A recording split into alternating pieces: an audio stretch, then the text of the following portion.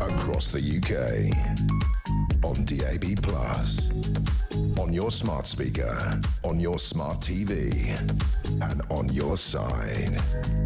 This is Talk.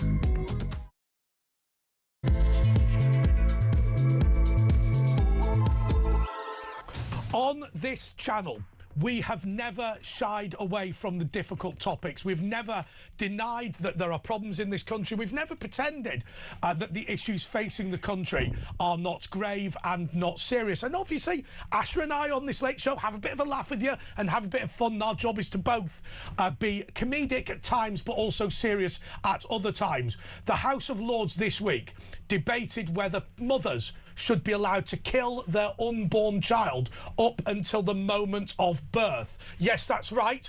Until the baby's head comes out, you will be able to kill that child and not be criminally prosecuted if this goes through the House of Lords. Baroness Monckton has attempted to bring in an amendment to stop that from happening. Now, whether it be by poisoning, whether it be by stabbing, whatever it is, I think that this is a grotesque thing.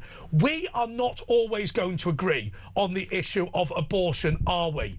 Because there's going to be some of you that will say, well, you know, the morning after pill is fine, and other people who are going to say, well, should it be 24 weeks, 26 weeks, should it be 18 weeks? But the idea that a baby that would be allowed, would be able to live completely fine with nothing more than milk and perhaps some of its mother's love can be aborted when it's in the birth canal has got to be a grotesque thing. And why is it that this Labour government is obsessed with death, obsessed with offing with the elderly under euthanasia rules, which are completely pointless? My mother died of a terminal illness, and in reality, towards the end, when the pain becomes severe, you are able to give people medicine that knocks them out. That is a much better solution than forcing Granny to top herself because you want to move into the house. And equally, the idea that for women's rights, we should have abortion on demand, or rather decriminalised self-abortion when you yourself commit the act against your own unborn child. What a remarkable, sad thing that is. How many little girls sit on their parents' knees saying, when I grow up, I want to have an abortion? I understand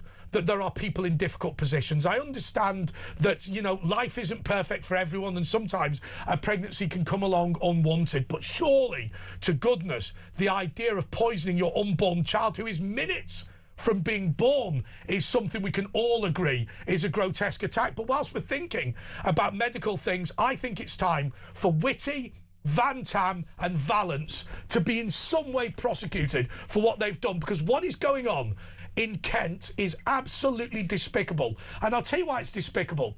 We have, through lying about the coronavirus vaccine, we have destroyed confidence in a vaccine programme that took decades to create. The reason young people are falling ill, and 2 of them have died from meningitis, is they won't have the vaccine. And the reason they won't have the vaccine is understandable, because Whitty, Valance and Van Tam lied about the coronavirus 100% safe 100% of the time. And when you make a claim like that and people are injecting something into their body, that will cause an absolute nightmare. Now look, this is not a rabid Christian show. You know, I'm not some sort of fundamentalist, but we're not talking about anything beyond the basics. Don't lie about medical treatments, because that destroys a vaccine programme which we've been trying to build up for decades. And don't allow people to kill their unborn child who would have survived. I mean, what we're talking about... It's just baby murder. I mean, that's another word for it. Infanticide. At 9 months old. Well, Asher, look, you and I have a laugh on this show lots of times, but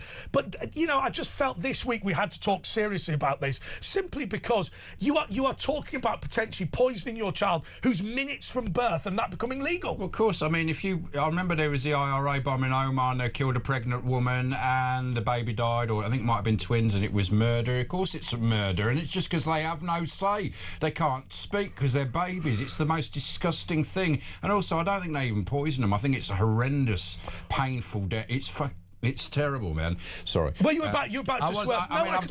Yeah, because it's like it's baby murder. Well, isn't it? the thing is, we don't want to be gratuitous, but I've seen a medical abortion. I mean, a homemade one. Now, I understand that women might be frightened and whatever, but come on, let's do some basics. Okay, Anne is in Epsom, and you are on talk.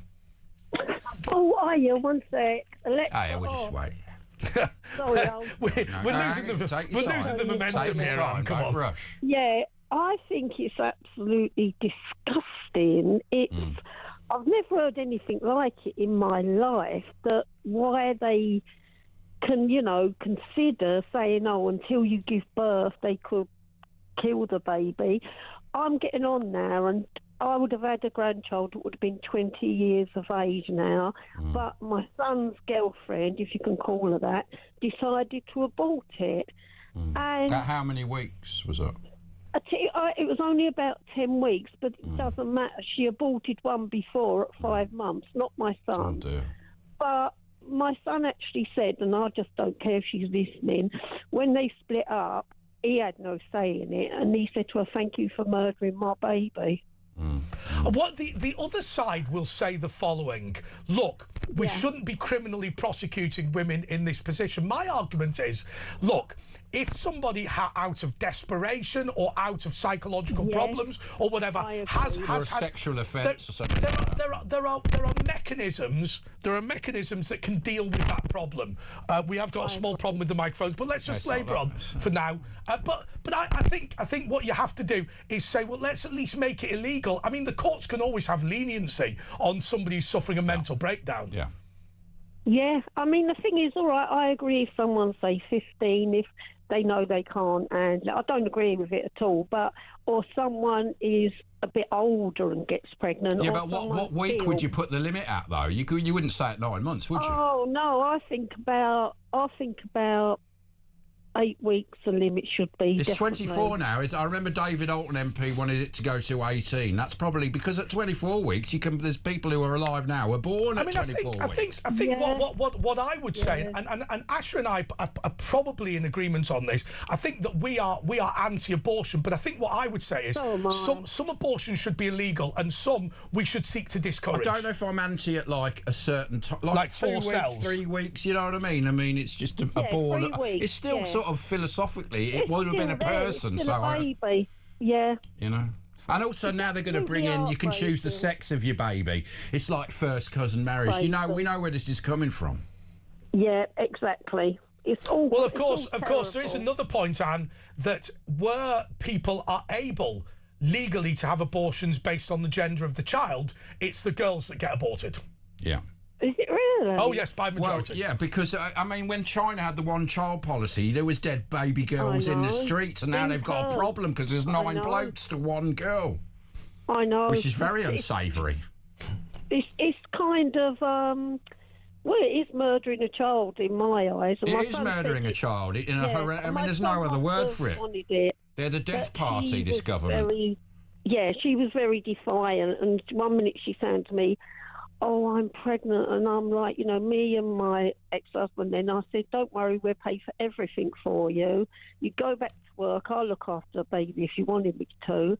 But no, she'd rather just go and look after it. How much does it, because I've never spoken to anyone in your position, how does it affect a grandmother who's not a grandmother? I mean, do you think about that baby? All the time. I pray for her or him every night. And the girl can't. She's with someone now, and she's not got children. And I think she can't have them because she had one abortion at 5 months. That weren't my son. Have you got any grandkids now? No, I haven't. Oh, no. So that makes it even more sort of. Yeah, it's just heartbreaking for that it was a little baby, and now they can kill a little baby. I just don't know. Outrageous. Anyway, look, Anne, we've got to go for a break. So we're going to find out what. Thank you, Anne. God bless you as well. We've got a little technical glitch, as you could probably hear. We'll be back in a couple of minutes.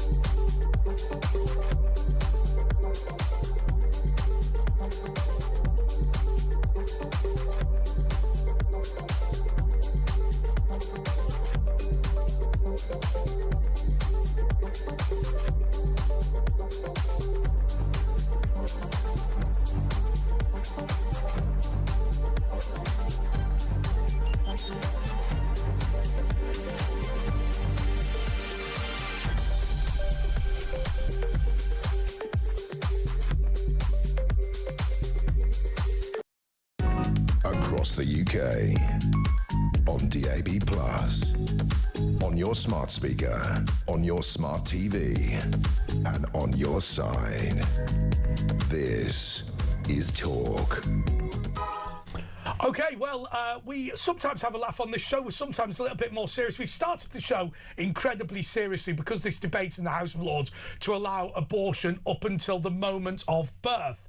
It's not going to be so much legal as it's going to be decriminalised. Baroness Monckton has desperately tried to stop it in the House of Lords. You'll know her because she is the sister of Viscount Monckton, Christopher Monckton, who was the leader of UKIP in Scotland, and he's been on the show loads of times. Yeah. OK, look, we're going to go to Pete Barnes in a second, but Mark is in Lincolnshire. Mark, you're on Talk. Hi there, chaps. You all right this evening? Mark. Thanks, man. Hi, guys. Good evening. The abortion thing. Hi there. The abortion thing. Man. Yeah. It's something I feel quite passionate about. I'm actually discussing on what we do generally anyway with abortion. In this country, we're currently aborting about 300,000 babies a year. Yes. In this country, Which would solve the population crisis as well. It would, yeah. Well, exactly. But the thing is, another couple of statistics here. Since abortion was legalised in the 60s, we've terminated 11 million babies. Wow. 11 million. And the irony is that's since we had the pill as well. Yeah, that's the thing, isn't it? But the really interesting number in all of this is, do you know what the number of immigrants are that we've brought into the country? It's basically the same number, isn't it? Oh, well, it turns out nice again. So when people start saying about the Great Replacement, I mean, if you're aborting 11 million babies and bringing 11 million people from the Third World to replace them because of a population shortage, one can see the obvious solution. They're not of the same quality. Yeah. Well, this is the thing. And I mean that by educational standards, you know what I mean? The way you go through the system here compared to the way... But Mark, I'll tell you what I would like to do. Let's defend some of these desperate mothers just for a bit, because let's not just have it all our own way. You know, it is difficult because there's a lot of poverty in this country. Poverty's increasing. Angela Rayner's policy on housing meant that if you buy a house for yourself, you've got to buy one for a migrant family. British people don't get married couples benefits like they used to. There isn't the support out there for these women. So what I don't want to do is I don't want to sit here as some, hairy-arsed bloke and start saying women have to do this and women have to do that. We have to step up to the plate as a country. Look, I'm not unsympathetic to the plight of some women. I'm really not. I think, from my position, we allow it far too late into a pregnancy. What week would you say? I mean, we're not experts, but would you say sort of very early, 8 weeks, 10 weeks, 12? That's all right, but after that? Well, I think at the current one, Ash, where 24 weeks. That's too late. 18 weeks is what David Alton proposed years ago, and that's probably the lower the better, really. Have you experienced it at all with girlfriends or anything? Yeah, I have been through all this in the past. It was a very difficult time. And have you got kids now? No, I don't. So even more you think about it. And I suppose if you had kids as well, you'd think about it. Oh, before we go any further, can I just say, if any women are watching who've had an abortion, please feel free to come on. We're not going to bite your head off. I think we see this as a societal problem. I do believe in abortion to a certain, for girls and that to a certain age. I'm still not sure it's right, but like to a certain age, I think it's up to the woman whose body it is a bit. Although, there is the no voice of the unborn baby. I think the issue is, or certainly the issue I think to have mostly with it, is that we just seem to hand it out like candy. Yeah. It seems to be a fix-all for anything. It's something that's offered to women literally pretty much the first time they go for an appointment. It's mentioned, it's brought up to them. It's the whole thing. Like if you've been through this and you're in a couple, and let's say, for example, you go and see the GP and the pregnancy's confirmed and all the rest of it, you're then asked to leave the room as the man, so they can talk to the woman directly, which I can understand. Which I do understand, because, there could be coercion involved. There could be threats and anything, Yeah, there could be all sorts of things, which is why I say I'm not unsympathetic. If you're talking about women that are, domestically being forced to have a child or have been raped or there's some kind of health issue that, genuine physical health issue that's going to cause them an issue to have the child, I have no issue with it. I really don't. But when you're talking about, the kind of numbers that we're aborting in this country, and even just the process, if you're talking up to 24 weeks, that's 6 months old. That's almost a fully formed fetus. Well, they have been born. There's people alive now who are fine, who were born earlier than that. I want to read this from Michelle. We are going to bring Pete Barnes in. Apologies that we've taken some time to do that. Hi, Andre and Ash. My grandson was tragically born sleeping, brackets, stillborn, in October. He required a birth and death certificate as he was 30 weeks. A death certificate is required after 24 weeks. If the law is acknowledging a baby of 24 weeks is a life, surely it's murder to end that life, whether it's inside or outside of the womb. He had such dinky fingers and toes and was perfectly beautiful. Michelle, I'm sorry to hear that. Thank you so much for messaging. Well, it was murder. It always was considered murder. As I said, the woman that was blown up in the Omar bombing, lost baby, or I think it might have been twins. That was a murder of 3 people. I mean, that is what the law says, but they're obviously going to change that now to allow my baby murder. Yeah. Well, this is the thing, isn't it? I mean, decriminalising it up to the point of birth is absolutely disgusting. I mean, the irony is actually thinking about what Asher said. If I was 9 months pregnant and I walked past an IRA bomb and it blew me up and killed me and the unborn child, that would be murder of both of us.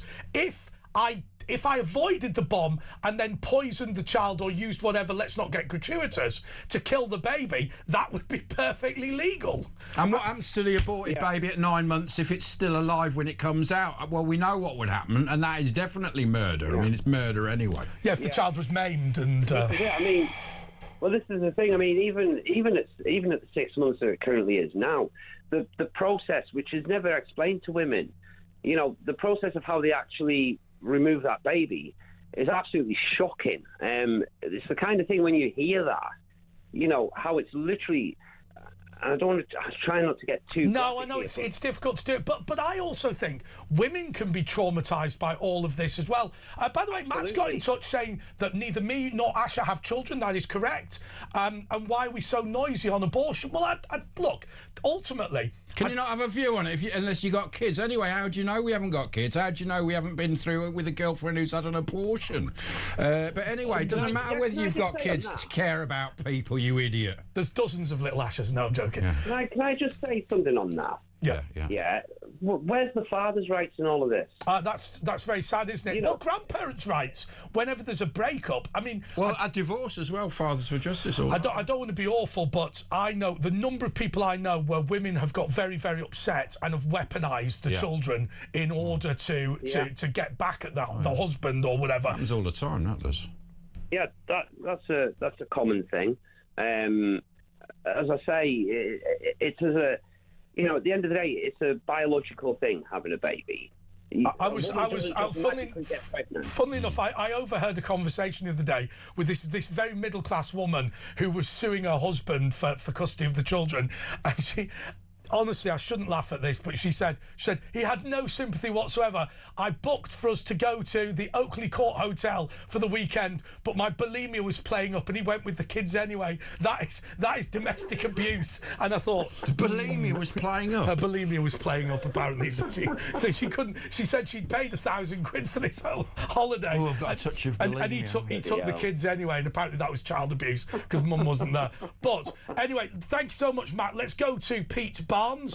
Mark, sorry. Thanks so much, Mark. Pete Barnes. Pete, look, we have a laugh. We used to do a comedy show together. But I do think that this abortion up until the moment of birth, I mean, you're a fairly liberal person, but surely you can't be in favour of this. Oh, absolutely not. Absolutely not. And I actually think it was the comment you read out from Michelle that proves the entire... issue at the heart of this is the law is supposed to provide clarity and consistency. This does neither. Yes. It's all over the place. How can you have a situation where a baby gets a birth certificate and a death certificate, and then it's not a child in another bit of the law. That is inconsistent. That is not good law. No. And when you have bad law, bad things happen. Law is supposed to provide a consistency, and therefore this has failed.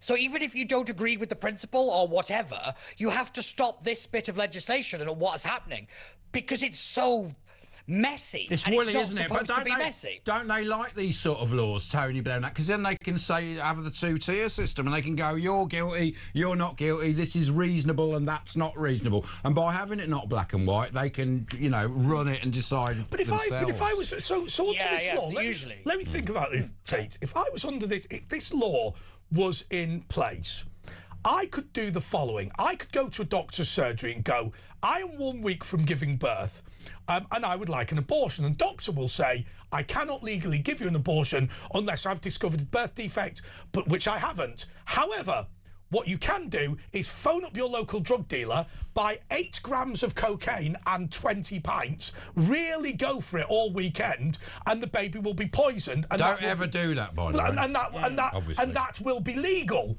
right? I mean, okay, it's the drug element. It could kill you as well. But you understand my point. The doctor can literally say to you, do something grossly irresponsible, and that will be fine.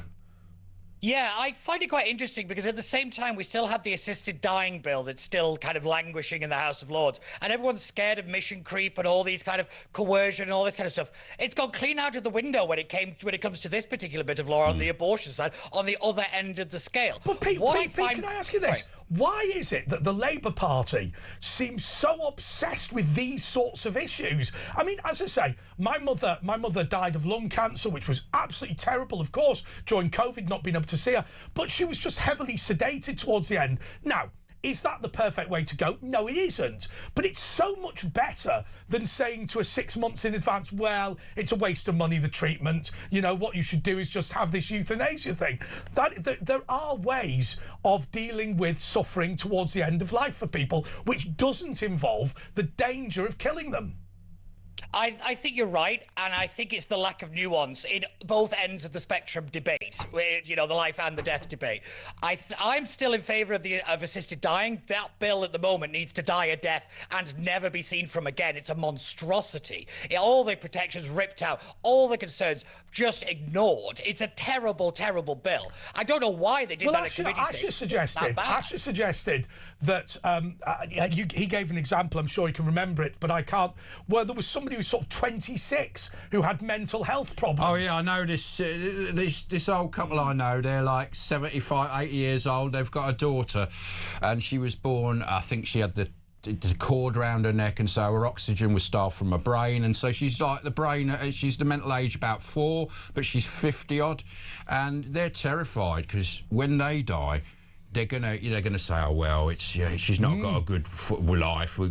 It's better for her that like you do with a dog. I mean, and people say, oh, we wouldn't do that to animals. I remember I had a friend whose Labrador is paralysed and knackered, but its tail was wagging and it was happy, and she wasn't going to get it put down. And I thought, no, the dog's happy. So what? It's just because you don't like seeing it like that. But actually, the person or animal in that case, it can be happy. And this girl, they're terrified that when they're gone they'll just bump her off. And is there a left-wing, right-wing split? It seems to come more from the sort of left, they seem more clinical and less empathetic. Do you know what I mean? It's quite surprising, actually, isn't it? Because you always think the left is a lot more empathetic. There's supposed to be a lot more of the feelings people. No, it's fake, isn't it? They're lying because they don't have that, so it's a way of them compensating. I think that, but also I think it's the fact that a lot of the people on the left want to have a go at these things because those of us on the right tend to be a little bit more religious. They don't like the religious aspect of this, and that's what they really want to tear down. This actually has nothing really to do with abortion or assisted suicide. It's they don't like the people. That's all we ever see now, is they don't like people having their own decisions. Yeah, but they must also have no empathy to think to do that to a 9-month-old baby. You know what I mean? Well, they don't see it as a baby, that's the thing. But that's because their own That's what they're like in their What heads. about? What Again, about? I can't get into the mind of those people, I'm afraid. Go on. What about? I mean. By the way, Danielle Nichols, who is anti-abortion, she warns people, by the way, that a lot of people who have stillborn babies have to go to the abortion clinic to have it removed, particularly late-stage pregnancy. Yeah. So I would just remind people that the women walking past you at an abortion clinic may well not be having an abortion. So you do have to be very careful. Although I think people are fairly respectful, But she believes that the soul goes into the baby the moment it's born, which I think is a slightly odd view and is at variance with most religious views. But we have had lots of ladies getting in touch talking about the fact that they've had abortions and they regretted it. I don't want to castigate anybody, Pete, because I think... to literally quote the Bible, he who's without sin cast the first stone. We don't support these young mothers in the way that we should support them. We don't support families in the way we should support them. And I think to blame an individual woman, I think is a little bit, well, I think obvious is the right word. Yeah, it's easy. Yes. It's an easy feel. And I think you're bang on, Andre. I think we don't do enough to support families. We don't do anything really to support mothers. That's why things like the Mothers Union was created, was for mothers to help each other. Where are those groups now? They barely exist. Oh, they get taken over and all these kind of things. It's rather ridiculous. Well, that I bet you all of, I mean, I don't want to individually have a go at any organisations I don't know anything about, but I bet you the policy, the passing anti-slavery policies, all these people, it's like, the Sir Thomas Guy left a medical trust. It's given up on medicine. It's now interested in anti-racism, and it's obsessed with the view he's a slave trader, which he wasn't. These groups have just been taken and they over. are racist themselves, and they have slaves themselves. They have the phones and the things. They're all hypocrites, and it's exactly what I was saying before. They're fake. They're just saying they're good to try because they're not good. And this way they can say, "Look, I'm good."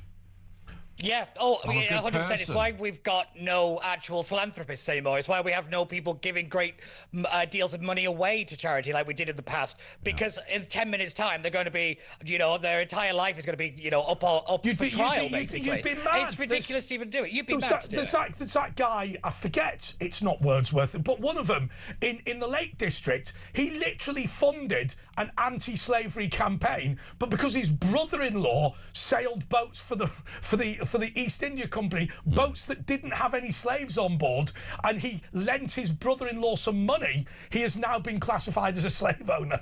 And it just literally isn't.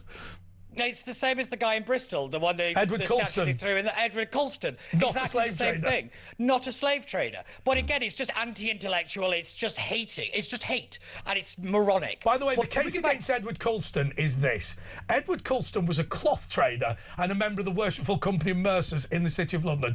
When he retired to Bristol, they made him Deputy Governor of the Royal Africa Company. And do you know what they did? The RAC. They used to invite him once a year to the AGM for a few sherries. That was it. The Royal Africa Company briefly traded in slaves. Colston gave his entire fortune to philanthropy in Bristol. He'd never seen a slave, traded a slave. He'd made no money off slave trading. He was just he was given this emeritus position, and now they're pulling him down. He was a curtain salesman.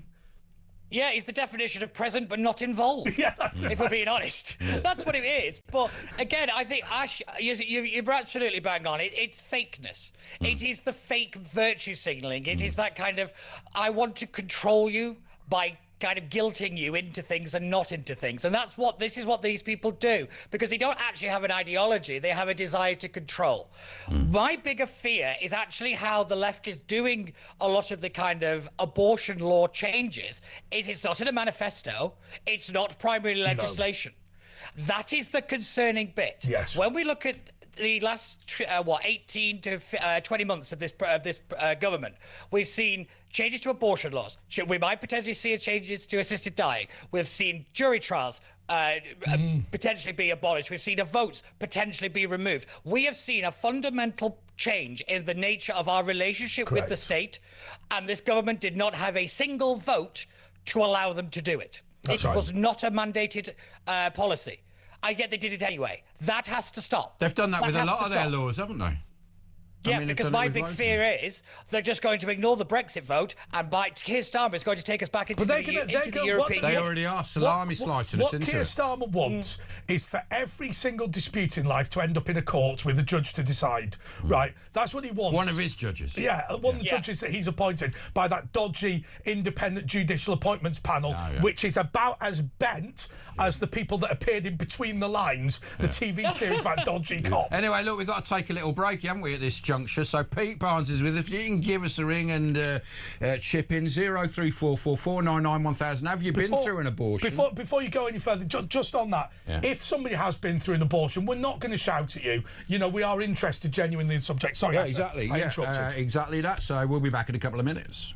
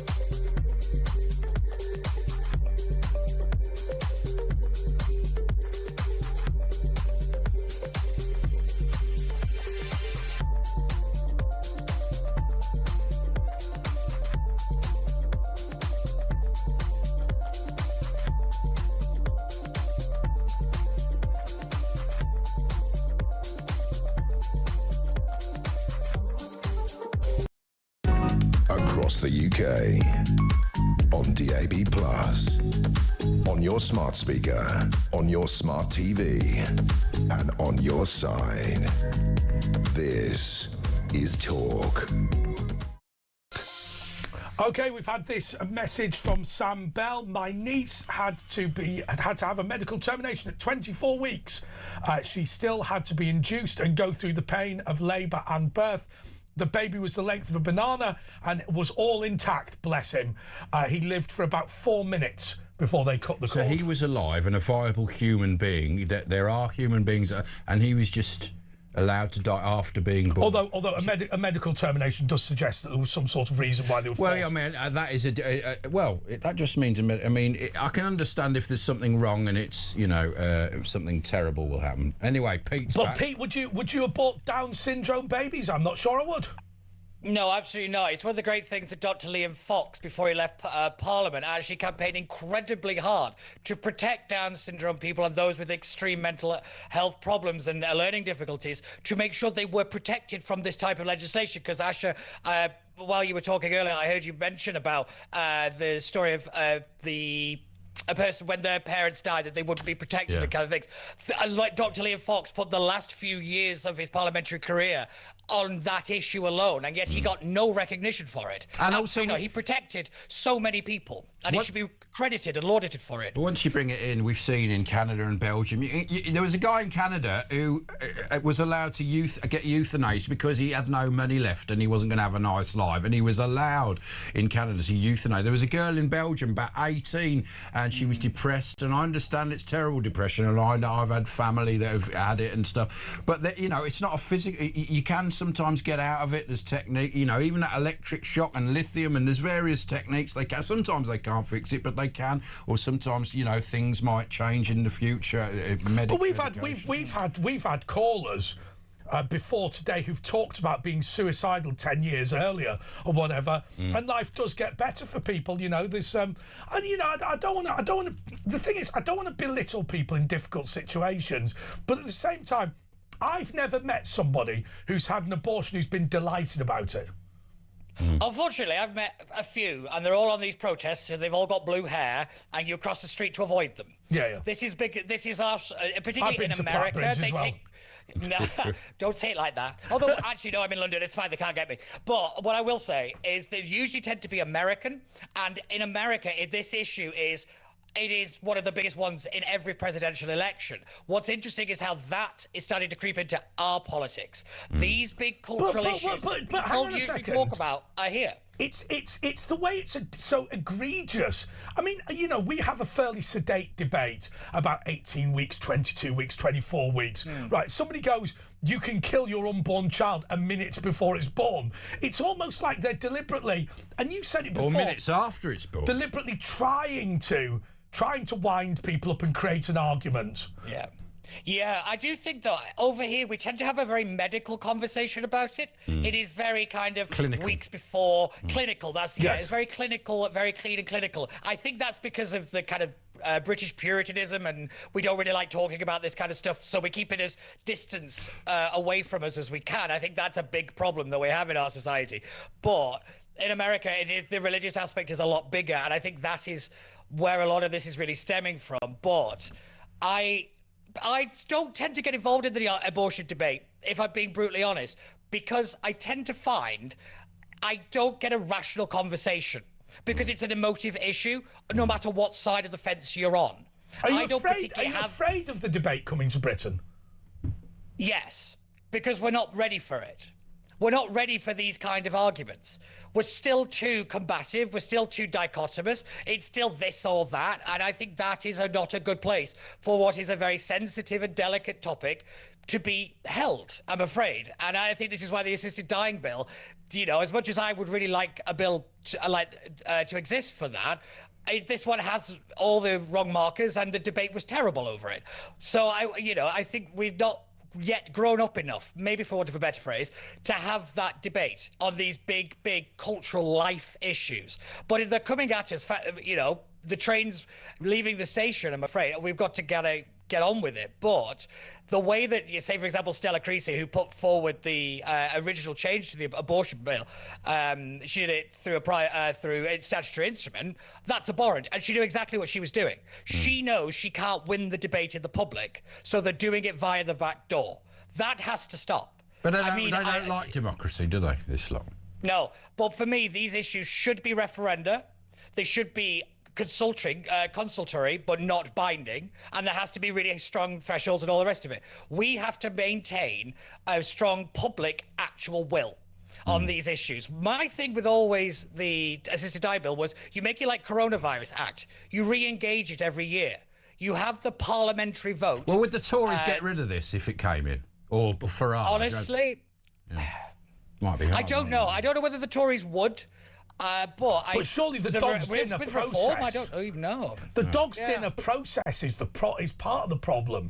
I mean, I get the whole woman has nervous breakdown because she's pregnant. She behaves in a way that because they're not saying let's legalise abortion up until they're saying decriminalise it, so she's not going to be criminally charged. I get all that, but. You know, the mercy of the court exists. There's no harm in a judge saying, look, I'm not going to sentence you to prison. Instead, what I'm going to do is insist that you have psychological care. Like when a mother murders a at 12 years old and they go, I can't live with it, and they kill them. They give them compassion there because they didn't, they love them more than anything.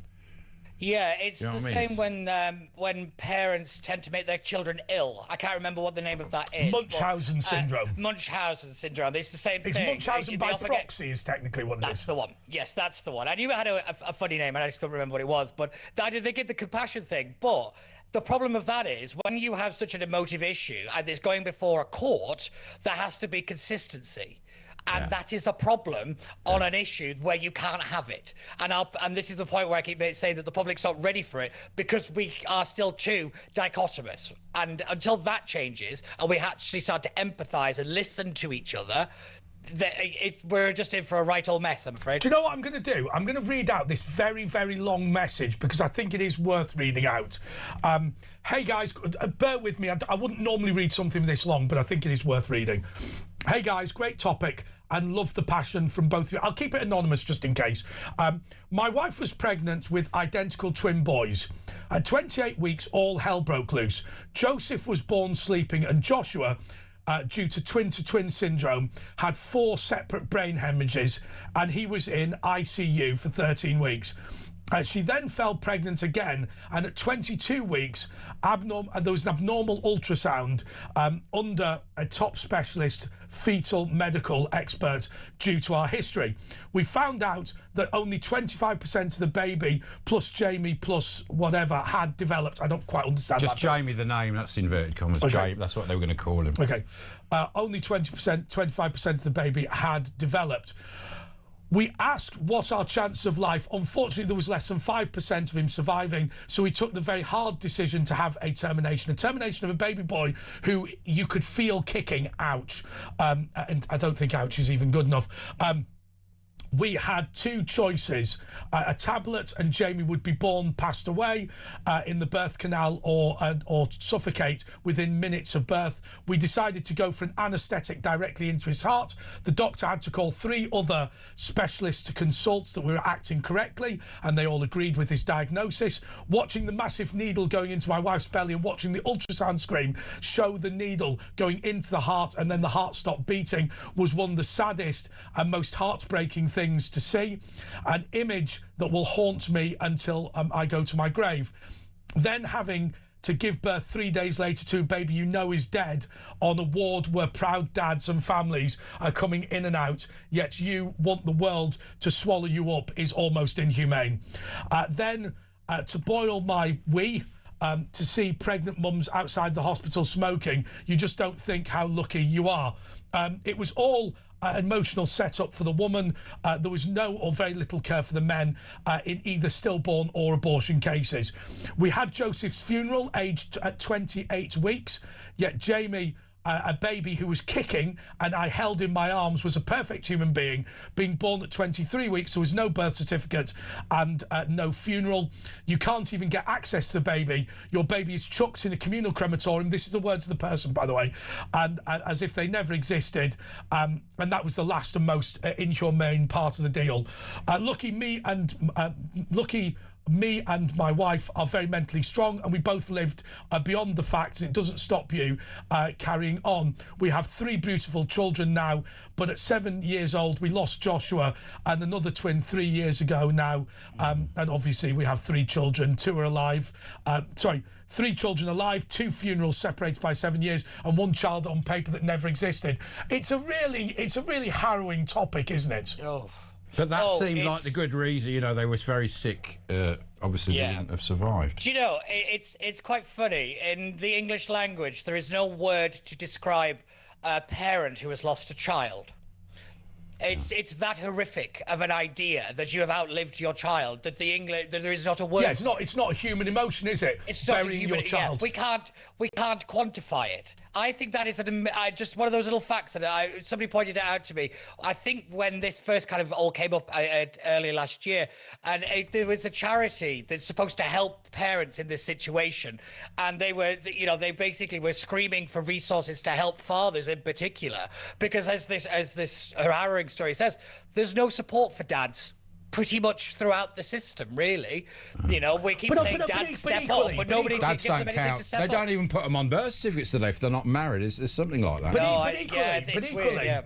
But equally, I mean, it's the old phrase, isn't it? The woman is left holding the baby. And what I don't want to do, I genuinely don't want to sit here as if we are just a bunch of blokes slagging off women, because I have to say, to say, our society does very little for these people, and they expect them to get on with it. And I personally think we need to have tax benefits. I mean, my mum, she always used to call, she called it a pension, a child benefit, which her and her friends insisted on keeping and using in whatever way they wanted. I mean, my parents were comparatively rich. They weren't billionaires, but they were comparatively rich. Look, we're taking your calls on this subject at midnight, and we'll take a couple before then. 0344 499 1000. Pete's going to stick with us because he is a genuine expert on what's going through Parliament, isn't he? Oh, yeah, he knows all about it, doesn't he? Yeah. Yeah.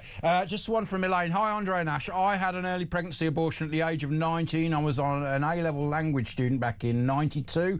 Our contraception failed and my family would have found it tough to deal with, not to mention myself. I've thought about it every day since, and a lot of girls do that. I have got over it now, but sad story. My then fiancé held it against me afterwards. I think he found it tough to deal with too. From Alison, County Antrim. No, you've got to read the next bit, which of course is important. And of course, she had to travel to Ealing, London, because it was illegal, wasn't it, in Ireland? Is abortion still illegal in Northern Ireland? No, it's gone the other way. I know, and down the south it is. I think in the north as well. It's all turned upside down. We're going to have to check. Glass. I'll tell you what. I will say before we go to the break. I went to Ireland for the abortion referendum, and people were being fairly sensible. It was things like, well, what if there are medical problems? What if there's a danger to the mother? Whatever. It wasn't the cranky, as Pete described them, blue herd brigade from the United States of America. It was quite a sensible and respectful discussion. Well, I'll tell you what, we'll research it, and we'll be back with the Northern Ireland and the Republic of Ireland abortion laws after this.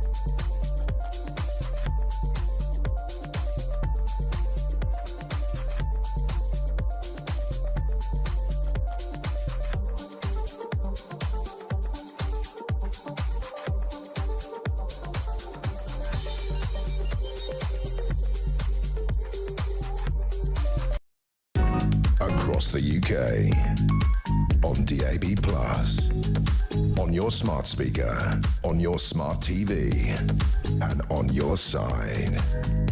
This is Talk. Yes, this is Talk, and it is an awkward subject, the issue of abortion, but I think we're approaching it in a respectful way. I mean, it'd be great. Well, we're just being passionate. You don't have to, it's people saying, oh, you haven't got kids, what right have you got? Well, we're human beings, and, you can care about other human beings. By the way, I did check on the issue of abortion in the Ireland. And do you know what? Asher is absolutely right. What they did was in 2019, they brought in Northern Ireland, the Republic of Ireland had the referendum, but in 2019, they brought in the situation. It's now abortion on demand up to 12 weeks, and for medical reasons up to 23 weeks, which actually means. Which actually means. I was going to say, yeah, it's less draconian than England, Scotland, and Wales. Yeah, sorry to interrupt you there. What's really interesting is this was imposed by Westminster, if we remember rightly. There was this was whilst the actual Stormont wasn't sitting, so therefore it was brought in because Westminster took it over, and there was a big vote in the House of Commons to dictate how that was going to be implemented. Wasn't it by just the Irish MPs? No. Was it all of them, was it?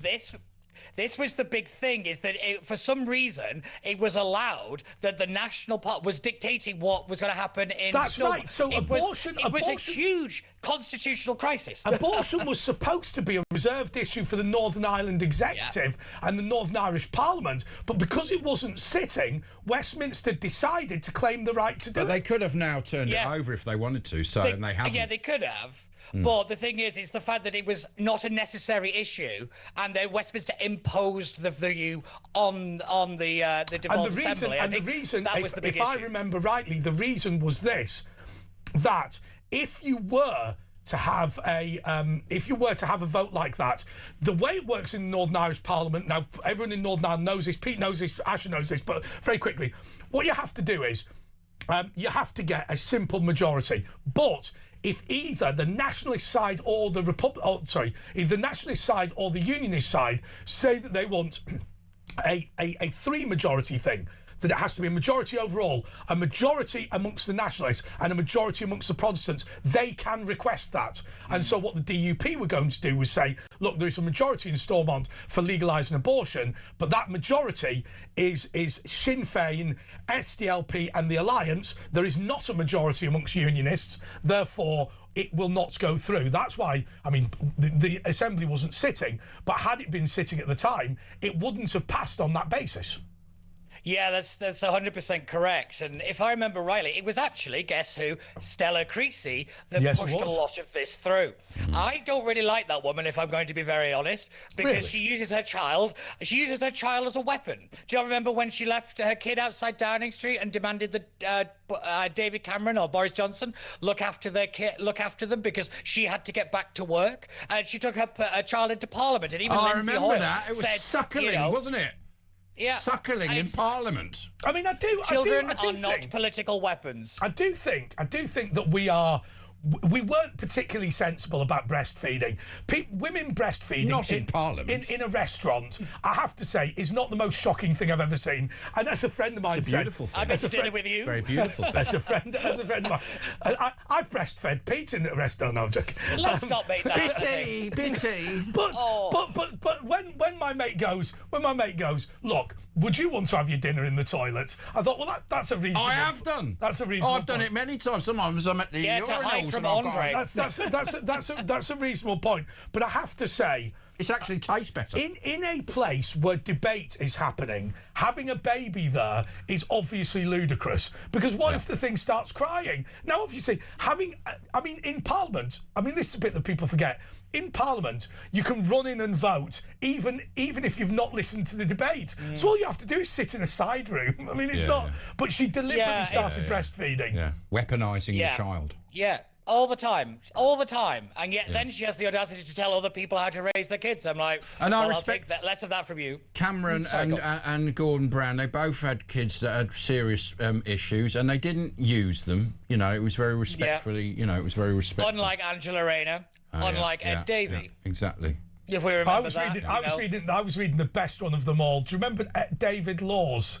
Who on expenses rented a room in his partner's house and said the reason he did it was he didn't want to admit they were gay, right? So literally, his partner owned a house and David Laws rented a room in it and said... A bit like Angela Rayner, didn't she have something like that? Oh, it's just crazy. Crazy. Name one of the housing scandals. Pete, I want to ask you this question. Which really cuts to the heart of all of this. We're dealing with really important issues here. There are some people who've watched this and listened to this who think we're talking garbage about abortion and think we're talking garbage about euthanasia. I mean, always remember James Whale, who I've said before was strongly in favour of euthanasia, but wouldn't have got his MBE and wouldn't have seen his grandson pass out in the military had he had his wish. But anyway, let's not speak ill of the dead. But nonetheless, there were people who are going to watch this and people who are going to listen to this who disagree with me, but surely nobody can think the dog's dinner of lack of protections that this government thinks is appropriate. You know, to pass a bill where the House of Commons says on euthanasia, the protections are not here, don't worry, the Lords will do it, and then to say to the Lords, we're cutting the amount of time for the debate because we don't want you to do it. This is not an acceptable position to be in. It's not at all, and what makes it worse is the threat of using the 1949 Parliament Act. In other words, it's what we call a constitutional crowbar, that you force the legislation through because it's got the majority of the Commons vote and the Lords has to back down. It's pathetic. How many times has that been done, Pete, since 1940? Oh God, now you're asking. I'd say about once, twice at the most. I can remember it. I can remember it being done for fox hunting. Fox hunting. Yeah, that was the main one, and I think there's maybe one. Yeah, other. I think it might be three. It's rare. Yeah, I think it's rare, and that's the point, and it's not supposed to be used for these issues. I'm sorry, this issue should be put to a referendum, or it should be on a ballot box of some variety. It has to be, because we're changing the fundamental shape of the society we live in. What it means to be alive, what it means to be a person, is what you're redefining. The left have been slowly redefining when a child becomes an adult. Now they're redefining when a person is alive and when a person is dead. I find this a very concerning route that the kind of soft left or academic left, whatever you want to call them, is pursuing, and it's done with, like you say, Asher, with so little compassion and forethought for other people. I think it is very concerning where we're heading, and it's done by not very good people. Okay, I'm going to say this to you, Pete. They reckon there's 7 examples, but it's principally 3 examples. European Parliamentary Elections Act, which put in regional lists rather than parliamentary constituencies. Sexual Offences Act 2000, which expunged the convictions for homosexuality, and the Hunting Act in 2004. They'll do anything if they can say, oh, this is now legal, it's the law. Anyway, thanks, Pete. Thanks for coming on. That was great. Next, we're going to be going through all the papers. Pete's not going to be here. It's going to be Curtis, isn't it? Curtis Hinton. Yeah, and then after midnight, it's going to be all your calls. So give us a ring now and we'll book you in. But stay with Talk. It's Andre and Ash at Andre JP Walker, at Virtual Ash. Pete's still there. What is it? At Pete Barnes 24.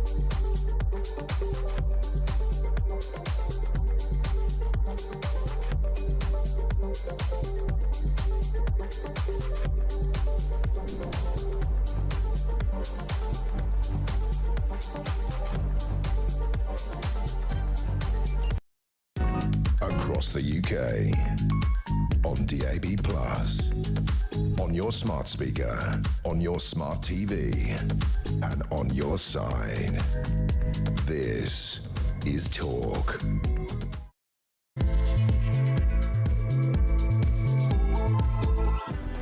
Okay, this is The Late Show with Andre Walker and Asher Gould, and this is the press preview, which is either on Thursday night or Friday morning, depending on when you're listening. But either way, it's Andre Walker, Asher Gould, and Curtis Hinton. Curtis, how are you? I'm good, thank you. How are you both? We're all right, Bob. But what's been going on in your life? A lot. You've got kids, haven't you? Yeah, I do. All right, we'll have a talk about it. So we were debating abortion. Are you pro or anti? I am anti, but I think there is always there's always a but. I think with that. Yeah. There's always circumstances. I think that out of people's control. I don't agree with this new late-stage abortion. Oh, horrendous. I think that's baby murder. 9 months, that's just... Up to 9 months, you can... I mean, the medics can't, but you can yourself as a mother. Yeah, and you get the pill delivered at home, if I'm right in saying. Yeah, you can. We saw it during COVID. So you'll actually... But you'll give... But you'll still... You'd have to go to hospital. You're going to give birth to it. You think so, right? Yeah, I mean, you can't just go at home and But surely, instead of just pardoning them, I think there's a mental health issue there. There is something you've got to protect. They can't just shouldn't just send a pill. Yeah, the argument that Labour are making, and it's not the government, it is Labour members of the House of Lords. The argument they're making is that anyone who kills their unborn child at 8.5 months has got serious mental health problems. Yeah. But the courts can deal with that.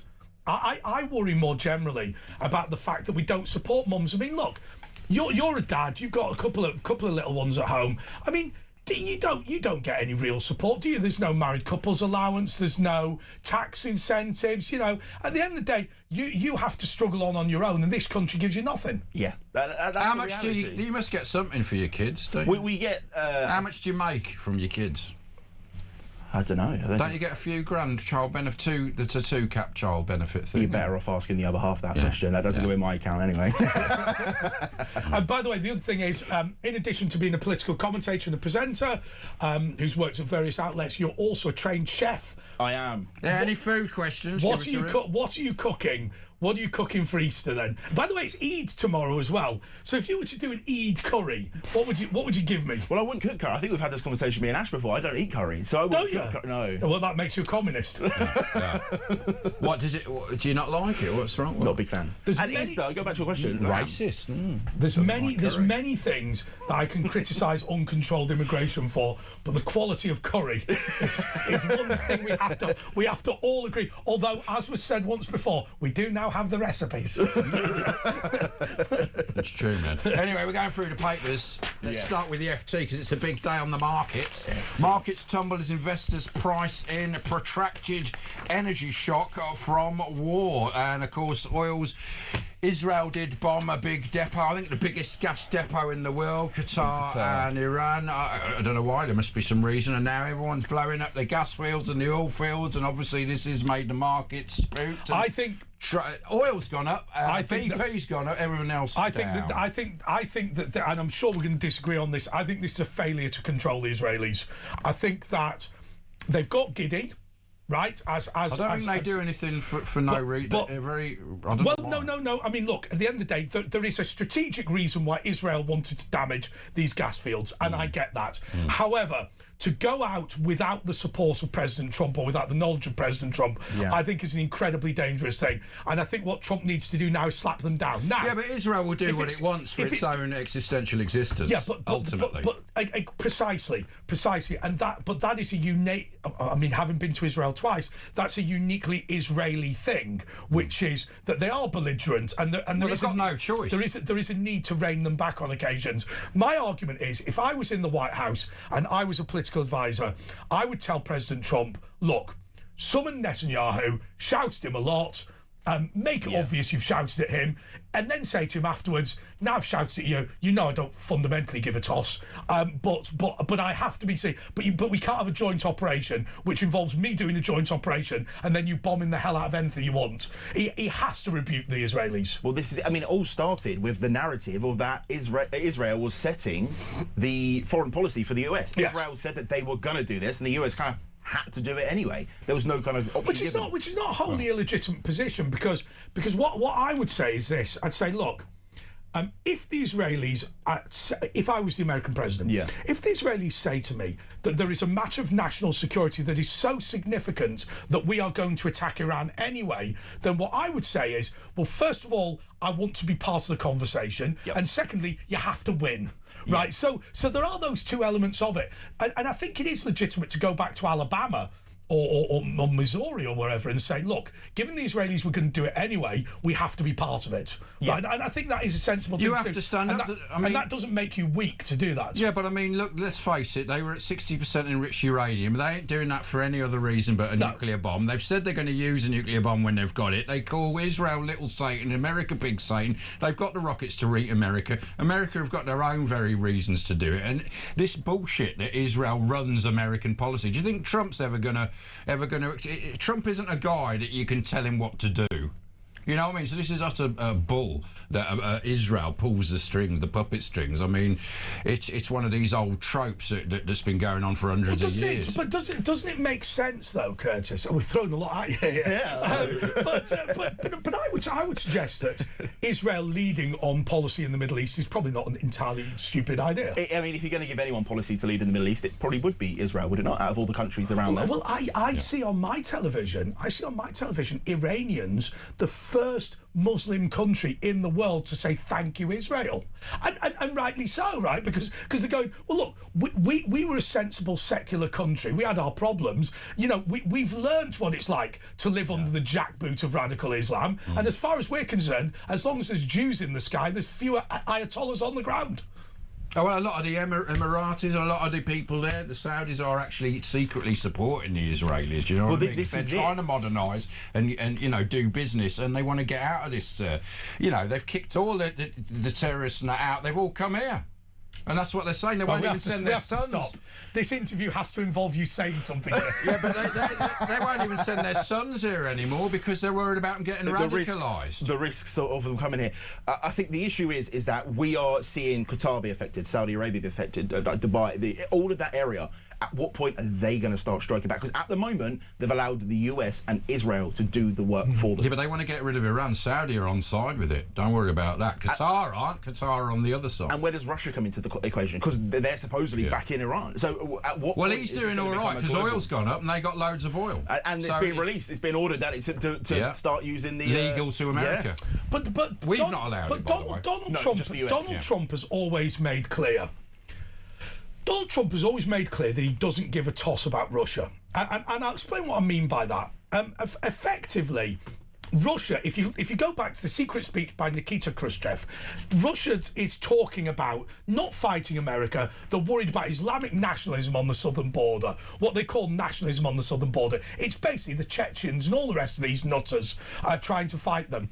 Donald Trump's view generally is that there is a minor problem and a major problem. The minor problem is Islamic nationalism, which can be dealt with if Russia deals with it, right? Yeah. And then there is the second problem, which is Chinese economic imperialism, which is a real problem, which we all need to deal with. And for me, the whole I don't care what happens in the Middle East as long as you don't have a big bomb thing is not entirely stupid, is it? It's almost like you're letting them kill themselves just so they quieten down. Is that where we're going? No, it's more saying that I watch Mayatouzi and he wants regime change, but then again he had to escape from Iran aged 14 and hasn't seen his dad in 20 years. He's been under house arrest. He's got the personal story. I mean, the Iranians deny it, but I'll tell you something. About the Iranians. I was stood outside. I used to be a smoker. Oh, don't follow that lead, by the way. But I used to be a smoker. I was stood outside this building when Mayatouzi came, and he had two goons following him. I went, who are they? And he said, they're from the Iranian embassy. They regularly follow me to try and intimidate me. So I understand. They grabbed him and tried to put him in a van. Yeah. These people are an absolute poison, and I can understand why they want regime change. But at the basic level, don't give them a bomb because they are nuts. Well, like you said, if they're 60% close to getting... I mean, why is the world in denial? I mean, they're actually saying what they're going to do, and they're doing it. By the way, if I was a member of the House of Commons or the House of Lords right now, do you know what I'd do? I would dance down to Parliament, and I would put in a bill to nationalise the house on Bishop's Avenue owned by the new Iranian supreme leader. Oh, forget your shell company in Jersey, forget your shell company, whatever. Oh, the great Satan, he's got a £30 million house. He's got a few actually on there. In fact, Gaddafi did. There's Saeed Gaddafi, the son, and they took that off him and gave it to the Lebanese. So why don't they? Tell you what I'd do. I'd have that embassy off them, give it to the official opposition, right?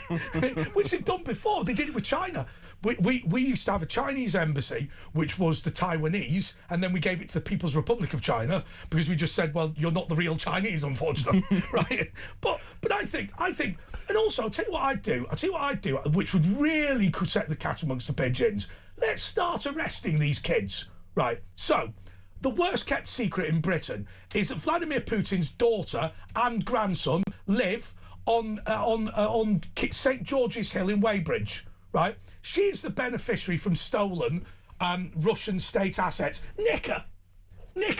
Right, extradited to the United States of America. The grandson, apparently he's 15, have him as well. He's over the age of maturity. But also, you know, the Supreme Leader's family, basically sleeping with prostitutes in Monaco. I'd have them. I'd nick them. I'd have the property and I'd have them.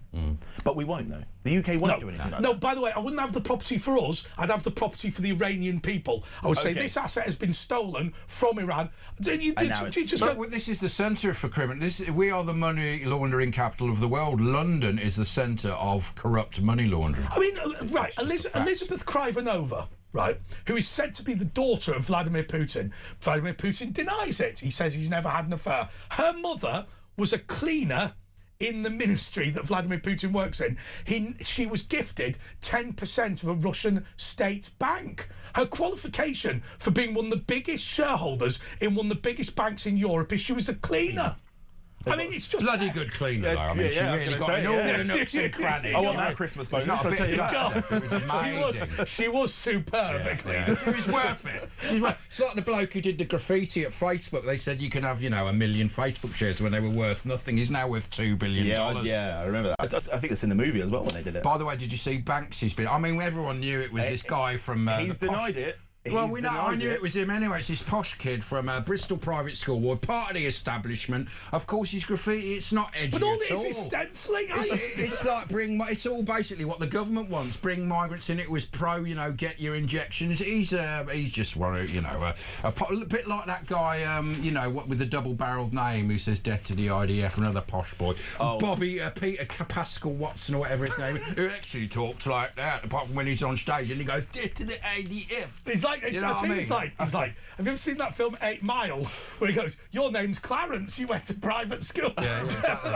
Superb. Anyway, look, 03444991000. Curtis Hinton's with us. We're going through all he's present but not involved at the moment. He looks like Jim Carrey, doesn't he, as well? So there's that. Wait, which Jim Carrey? That's the new one. And then any of your cooking questions, unless it's about curry, because he hates curry, it's Talk with Andre Nash and Curtis Hinton. We'll be back after this.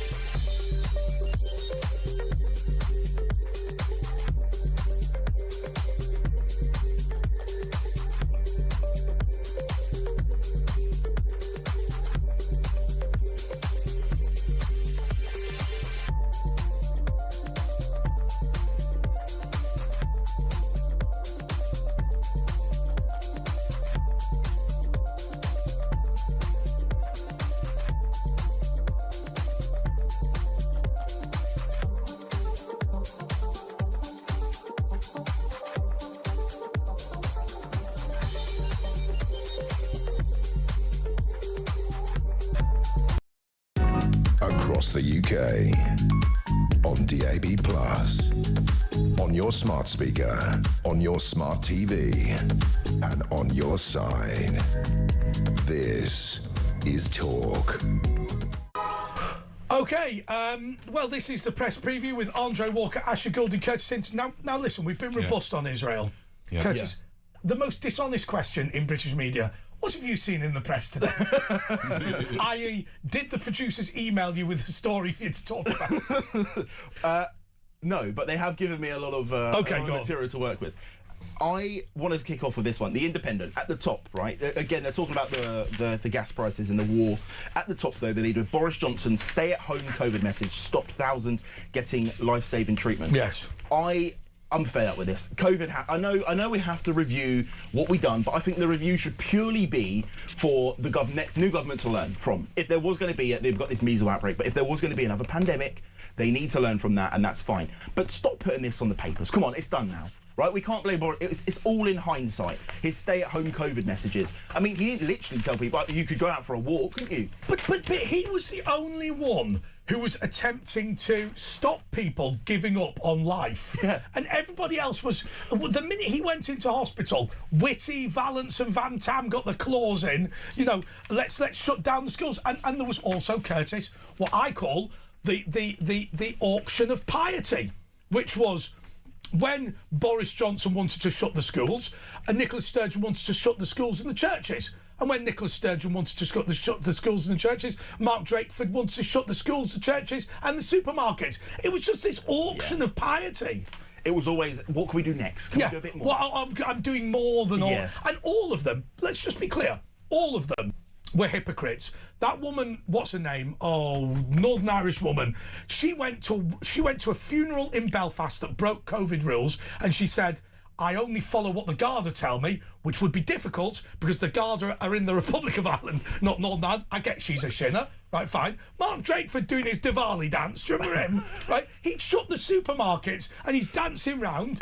Sturgeon, who went to somebody's funeral and didn't wear a mask, and Boris Johnson, who got fined for having a cake, ambushed with a cake. Yeah. None of them thought it was sensible. I remember speaking to a friend of mine, Curtis, in Parliament, and I said to him, does anybody believe this lockdown is sensible? And he said, no. Now, I will say one thing. This channel, we're not blameless with this. We had one particular presenter who just went crazy, loving the lockdown. He's gone now. Yeah, well, you got free dinners. He's gone. He's gone now. He's gone now. Cost a fortune. It was it was a strange time. But again, like the Mirror talking about the COVID, they're talking about the fact that the Tories' underfunding nearly crashed the NHS and superhuman effort. Now, I'm not denying anyone who worked in the NHS. Absolutely incredible work during COVID. Did you clap? No, it wasn't. They were just doing synchronised dancing and say, if you got cancer, no, go away. Come back in a couple of years if you're still alive. Oh, yeah, great. Thanks, NHS. Okay, with the hierarchy... Not save the NHS, save the people. That's what they're meant to do. I get the element. I get the argument of that. Sorry. But the nurses and that, they could make those calls. They were doing the synchronised dancing. They were doing the synchronised Look how great dancing we are. together. No, actually, the ones that disgraced themselves were not, and I'm glad we don't use this disparaging phrase, junior doctors, and now call them hospital doctors, which I think is an appropriate thing. Nurses, paramedics, doctors. Whatever. The ones that disgraced themselves were the GPs, who basically just walked out. Yeah, but they haven't even returned. It was 2026 and they still haven't returned. No. It's so difficult to get a GP appointment. And I know that's because we've got so many people in the country, but... No, it's not. It's because they don't want to do... It's not the vocation. In the old days, the same doctor would come in the middle of the night to see Hilda. By the way... They won't do that now. You can die as if far you as ever want to win a debate against the BMA, and Curtis, in your career it will happen, when they go, I'm concerned about privatisation of the NHS, what you do is you go, I support nationalisation of GP surgeries. And say, is it true that you, and it would be a GP, you are a private sector healthcare provider paid for by the NHS? And what they will then say is, I have an NHS contract. Yes, you have an NHS self-employed contract as a private sector contractor. Yeah. So you say, I think we should nationalise you. And the BMA die whenever you say that. Because what people forget is the vast majority of what you will see at the NHS is private sector, it's GPs, and whatever way you look at it, no matter what your ideology, it was the private sector bit, the GP surgeries, that closed down during COVID. Yeah. Closed down, gave up. The BMA aren't interested in any medical stuff. Half their debates, in fact more than half, is all about Gaza. Oh yeah, they love a big Gaza. God help you if you end up in the wrong hospital. It's all far too political in the health industry. It shouldn't be political. It should be as simple as. Look, they now come out and say, oh, first cousin marriage is actually quite good. It's good for family bonding, and never mind the illnesses. They don't say, oh, smoking's quite. Oh yeah, they can get ill, but it can really be relaxing. So it's ridiculous how knackered it is. I'll tell you what was interesting, and maybe this is anecdotal evidence. Maybe it's a stupid thing to say. Maybe it's not worth this broadcast, but I'm really lining it up there. Stay tuned.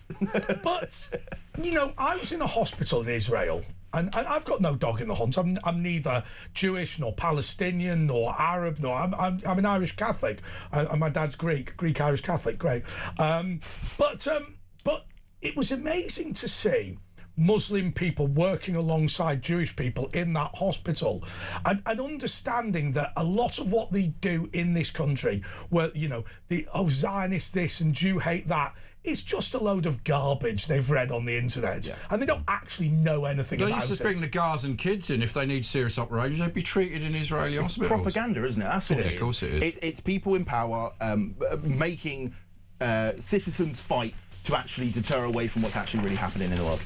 Yeah. And that's the big issue. That's the big worry. But never mind all that. Here's the big story. Shock horror, why Easter eggs may be 35% pricier this year. You can bet they're going to be thin, can't you? The chocolate. Yeah, every year they get used to thinner. be thick, didn't it? Thick, big pieces, and now it's all thin. By the way, Dave Grohl, I always think looks like Lawrence Llewellyn-Bowen. Yeah, that's true, yeah. And he says validation has an insatiable... It's a bit cut off. I don't know what he's talking about. Just stick validation is an insatiable monster. Do you ever get... What does that even mean? Do you ever get validation? Your kids must give you some validation when they think... They humble me quite a bit, to be fair. Yeah, my advice is always never live with a school teacher, because they come in with every disease, don't they? Particularly, never live with them. I had a friend of mine, he said, I'm always ill. I went, you live with the primary school teacher, get rid of the primary school teacher. Growing up, my mum was a nursery nurse, and horrendous. And we'd get it, she'd get it, and then as we got older, she still works in nursery today. And but she must be the equivalent of like a Trident nuclear submarine immune wise. No, she's not. That's the worst thing about it. No. She will have got everything. Yeah. Because the little ones have got it all. Yep. They've got it all. They're just a walking biological attack. They are, man. Fury at Farage call to ban public prayer by Muslims in The Guardian. Farage was speaking at the launch of Reform UK's manifesto for the forthcoming Scottish Parliament elections. When he made the remarks, he described as a wake-up call and a warning to everybody an event in Trafalgar Square earlier this week where hundreds of Muslims and people of other faiths prayed together before the celebration of Eid. And what's his name was there? The mayor. I've got to be honest with you. I think, to use a phrase, this was unwise but not illegal. I have to say, when people go into, well-meaning as it may be, when people go into public places in Britain and start doing the Islamic call to prayer and doing the Islamic praying, it really frightens people, because no matter how much you say, wouldn't it be great if the country was Muslim, and maybe it would be great if the country was Muslim, people do not want to convert to Islam, and they feel that the burqa is a threatening thing. They feel that the hijab is a statement of politics, rightly or wrongly. Well, that was a statement in itself, wasn't it? Exactly. I mean, and that's what the MP said. What's his name? Theresa May's advisor, Nick Timothy. Yeah, I offended him once. You know, the Overton window has shifted and things are now being discussed. But Kemi Badenoch has also had a go. I have to say, my honest view is, look, I don't believe that these blokes, men and women, have gone out in order to offend people, but offend people is what they've done. Yeah, it's true. And, you know, it's just about the timing of things, right? Yeah. What's happening in the world at the moment, the unfortunate stigma, because we all know people who are Muslims and they're lovely people. They would never, the worst case scenario, they're never even... Some Muslims would say you shouldn't be doing, I think it says it, one of the laws, you shouldn't do it, you know, in public, you should do it in your mosques. This is it. Yeah. And going into football stadiums, doing it in the middle of... In churches. Trafalgar Square, it's just not... It's just not. I would ban churches being converted into mosques as well. There's a church near me that was converted into a mosque. I just think it's a bad look. Yeah, I think it's a bad look. But the worst thing is of this church. So it's a wooden building, it's brown painted, and you can see where they painted around the cross where it was up, because they've taken the cross off and now it's just the cross that's there still in the wood, not been painted, and there's a sign next to it. And what happens to the graves and that? What happens to those and the gravestones? What happens? On this particular, there wasn't any. It was the graves. Actually, I do know the answer to that. The graves sites that are abandoned by the Church of England or the Catholic Church are taken over by the local council, and they become the owners of them. You have to abandon them for 5 years. What if it's in the church? If it's part of the churchyard and that big taken over? Cool. Inside the church, churches are being sold now off, aren't they? Left, right, and centre. To get money. Yeah, and I have to say, oh God, converting the local church into the worst one was the example that somebody told me where they turned the church into a mosque, and they said, look, we need to expand it. This was in Kosovo, and they said, look, we've demolished the graveyard. Yeah. Is there a law, like, there's a certain number of years before you can do anything to a graveyard? Yeah. Well, there was HS2. They lifted up, 60,000 graves. I mean, they did put them somewhere else, but I think it might be 2,000 or 3,000. Never gets finished. It's never going to. No, it was 60,000 because it's like 300 years old. There's loads of famous people in there, and there was a programme about it actually. But yeah, right next to Euston Station was a massive. Oh, I thought you meant in Kent. In Kent, they dug up 2,000 bodies just randomly. Yeah, for HS2. Yeah, so this was, and there was one in Birmingham for HS2 at the other end where they had to dig them all up. Mandelson probe weighs €500 billion bailout email. Metropolitan Police Chief Sir Mark Rowley has said an email about a $500 billion bailout of the single currency in 2010 that Lord Peter Mandelson sent to sex offender Jeffrey Epstein as part of the investigation into former Labour Minister. Mandelson denies wrongdoing. Right. I have to say we can't talk about a live case, but he's not been charged. I'm so pleased that we are properly investigating these misconducts in public office, because a lot of these asset sales were stillborn. They didn't help, and it cost ordinary people an absolute fortune. And still to this day. And Daily Telegraph, talking about Mandelson, number 10, twice rejected ethics chiefs offer to vet Mandelson. Oh, it's just crazy. Do you know? Because they might give the wrong answer. Do you know what this is all about? This is all about Keir Starmer saying, I have made a political judgment that Peter Mandelson's past wrongdoing is a price worth paying for him to be American ambassador, because I'm nervous about the relationship with Donald Trump. He should just be honest about that. There might be an argument in favour of it. Wasn't he told to do it by Blair or someone above him? No, I'm sure. Probably Morgan McSweeney. I'm sure. I think we need to go to a break, don't we, Asher? That's a good idea. Let's do that. Curtis Hinton is here. It's me and Andre on Talk. We'll be back after this.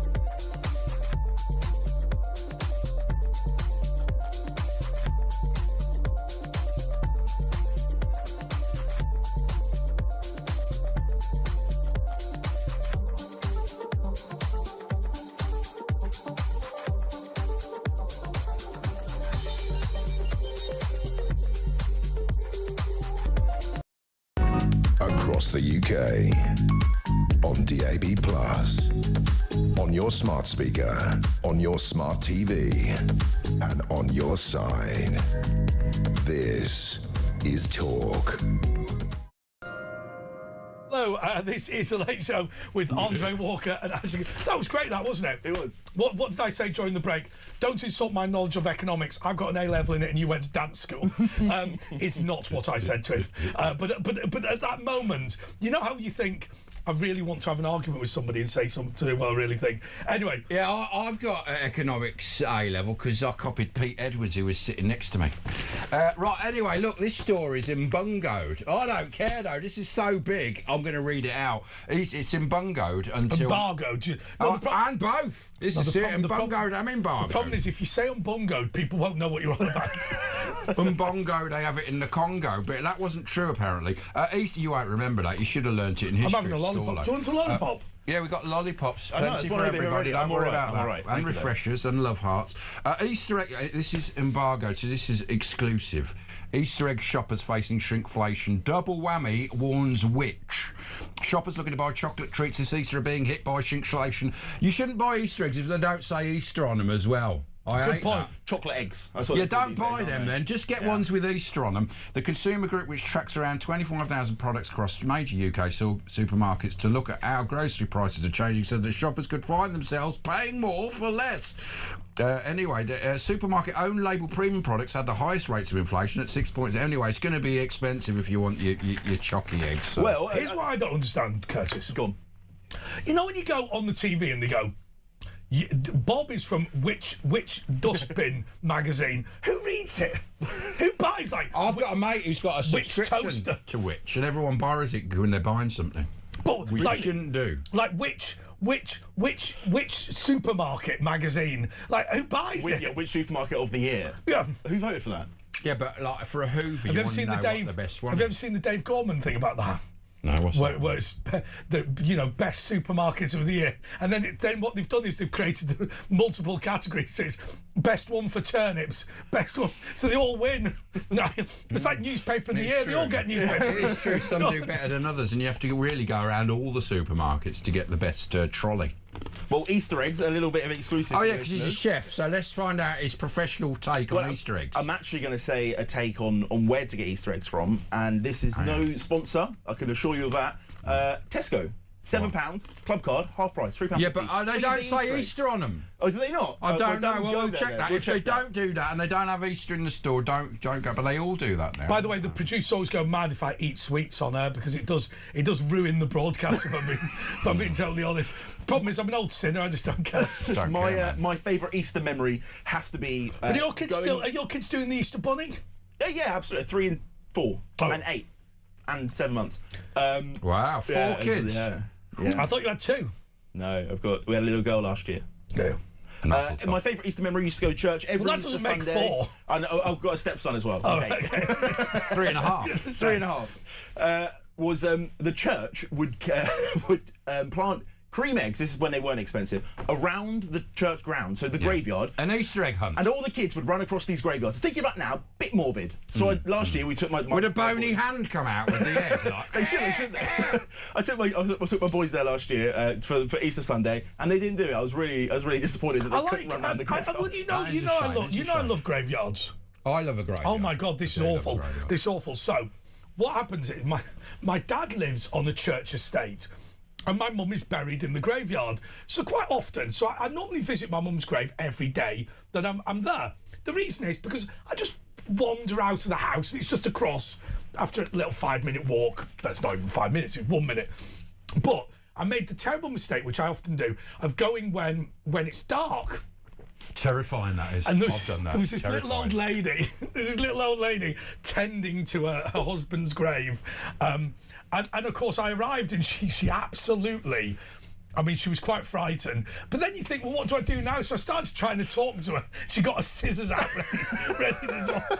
And I said, well, I just live here. And I could have been a succubus. I mean, I know it sounded morbid. I often visit my mum's grave late at night, which sounded a bit weird.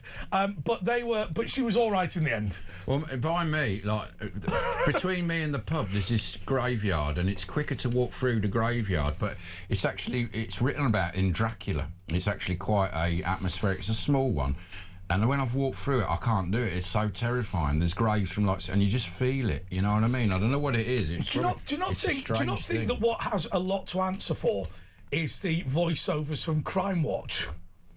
Do you ever walk home and you go? But do you ever think you're walking home and it goes?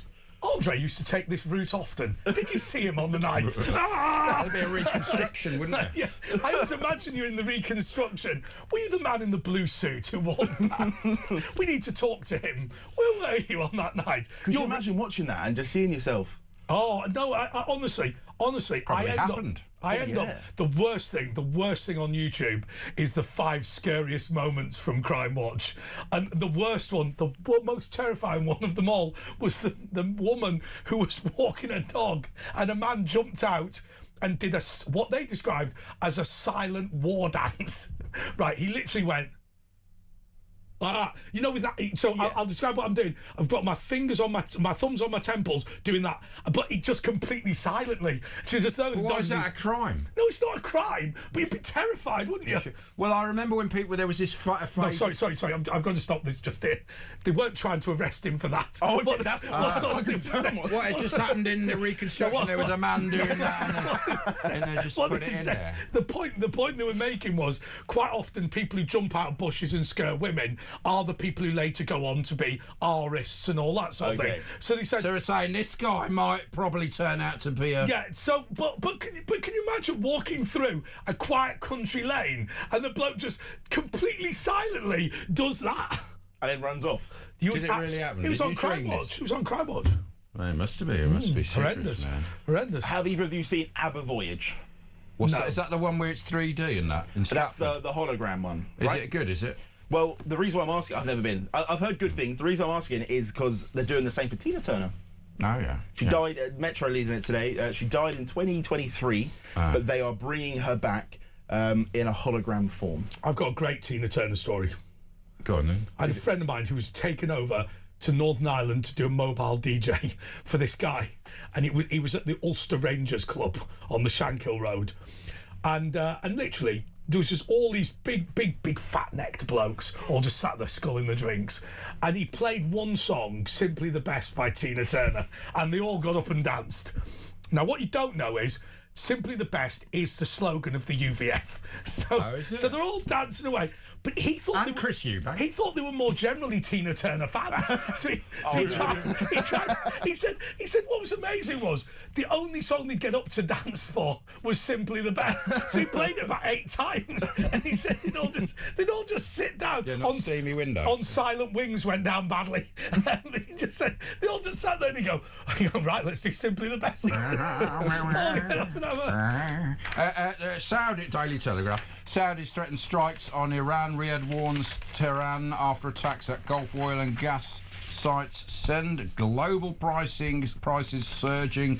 It's really all kicking off. Things are.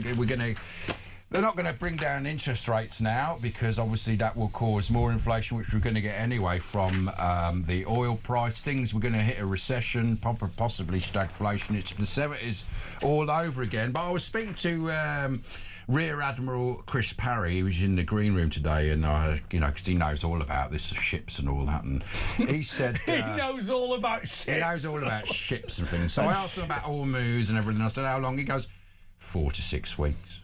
You seem pretty confident, and he knows his onions. And I think basically what they'll do, they'll send in the troop, they'll send in everyone. And I said, but they've got these launches in the sand that you can't see and tunnels. And he goes, no, it will be sorted, they can do it. And basically they'll get someone.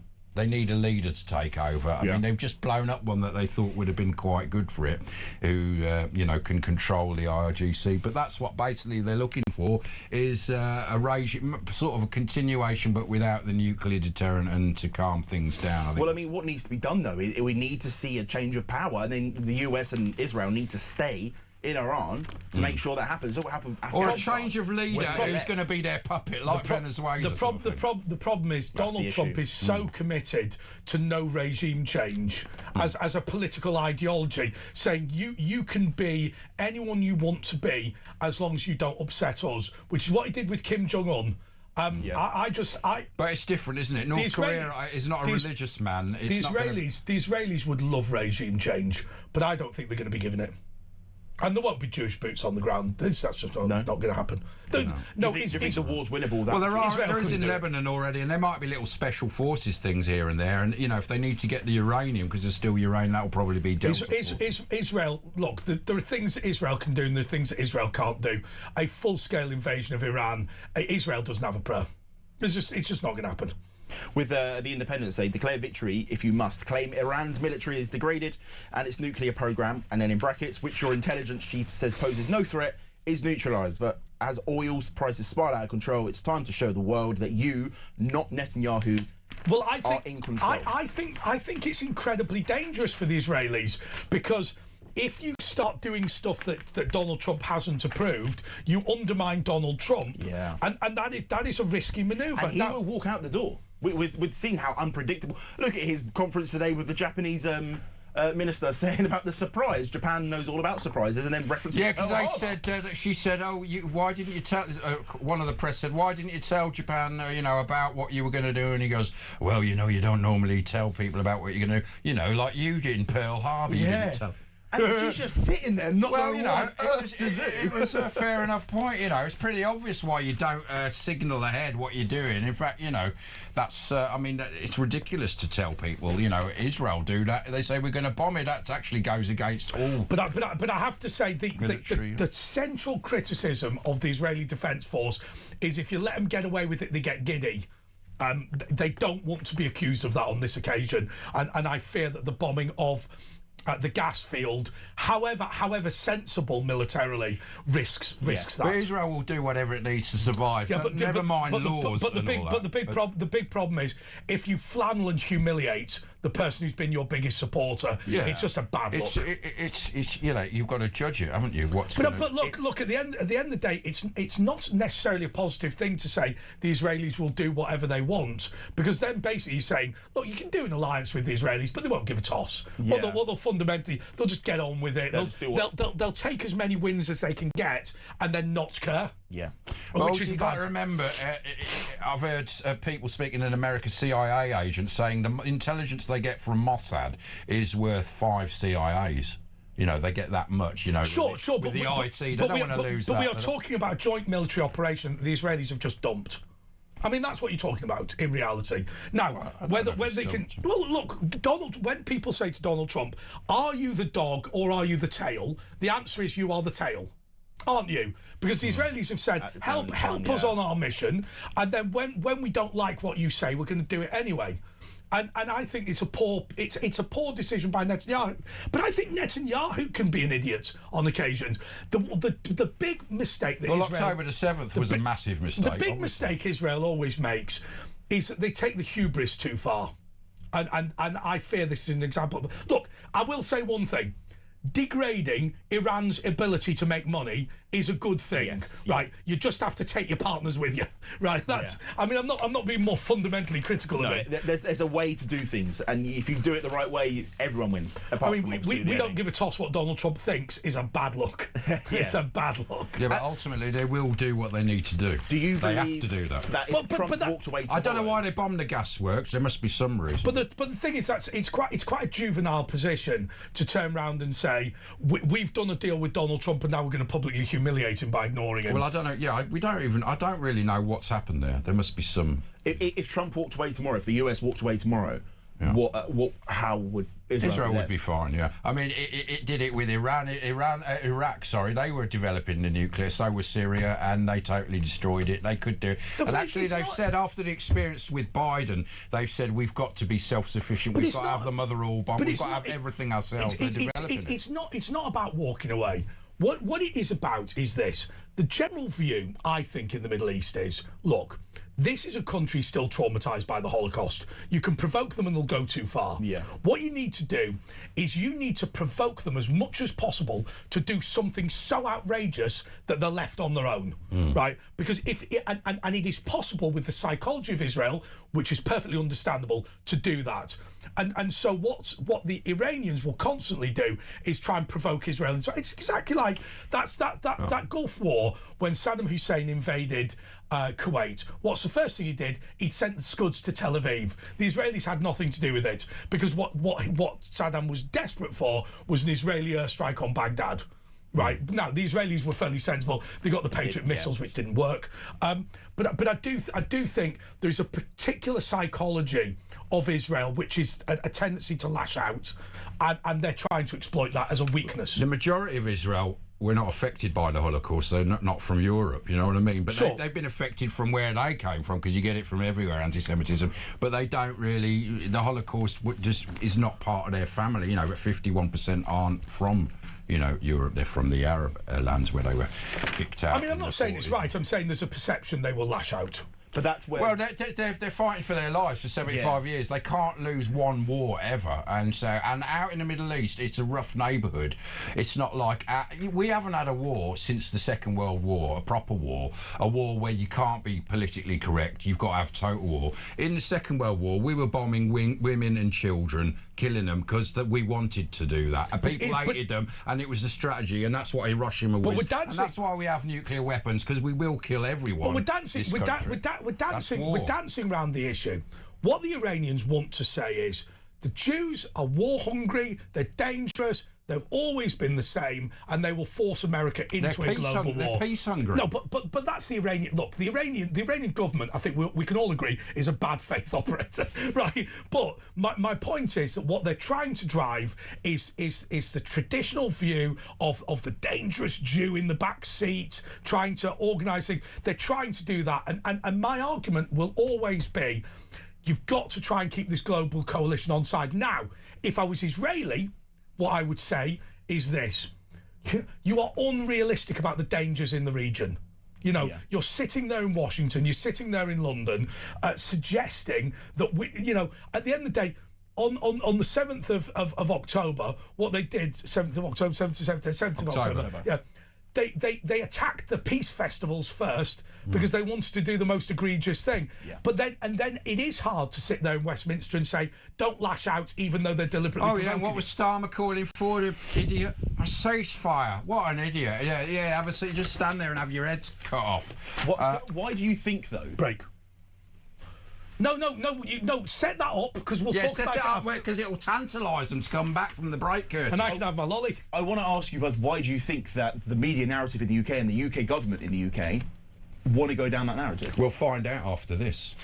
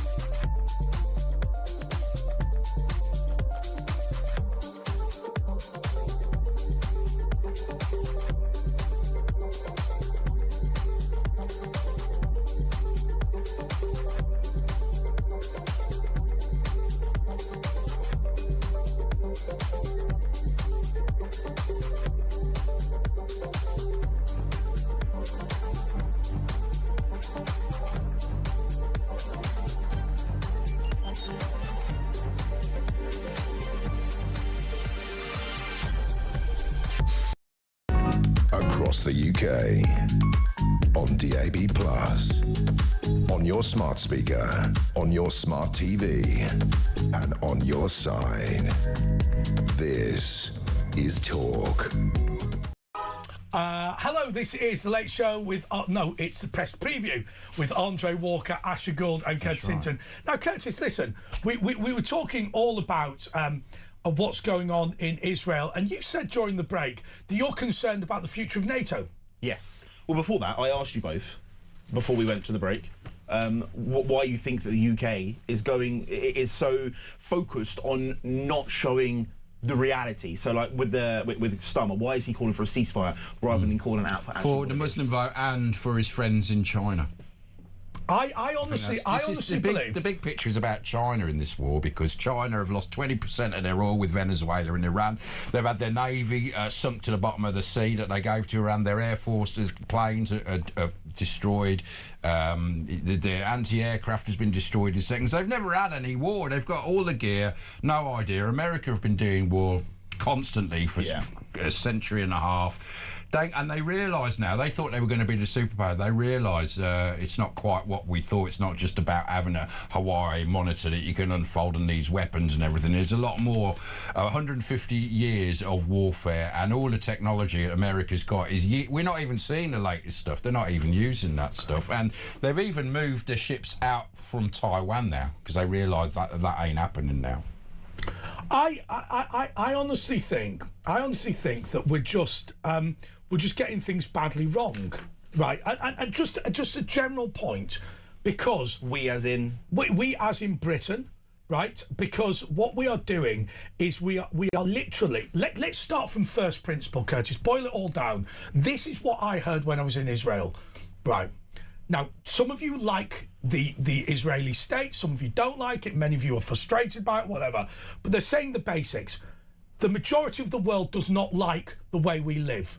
The majority of the world does not like women's rights. The majority of the world does not like the rights of the child. The majority of the world does not respect property. The majority of the world does not like democracy. The majority of the world does not like free speech. The majority of the world does not like the prohibition of genocide. That is the majority of the world.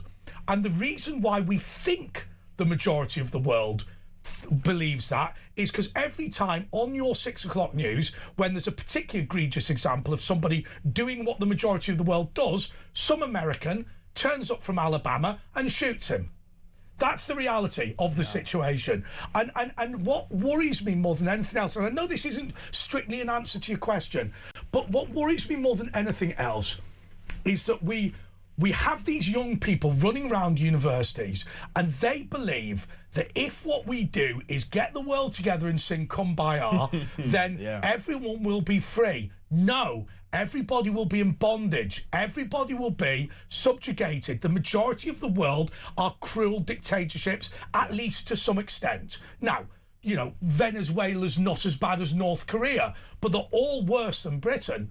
And I just think that what we're doing is we are forgetting what Winston Churchill did. Winston Churchill, let me tell you, did not fight the Second World War because of the Holocaust. Holocaust started in 1941. It only got really bad in 43.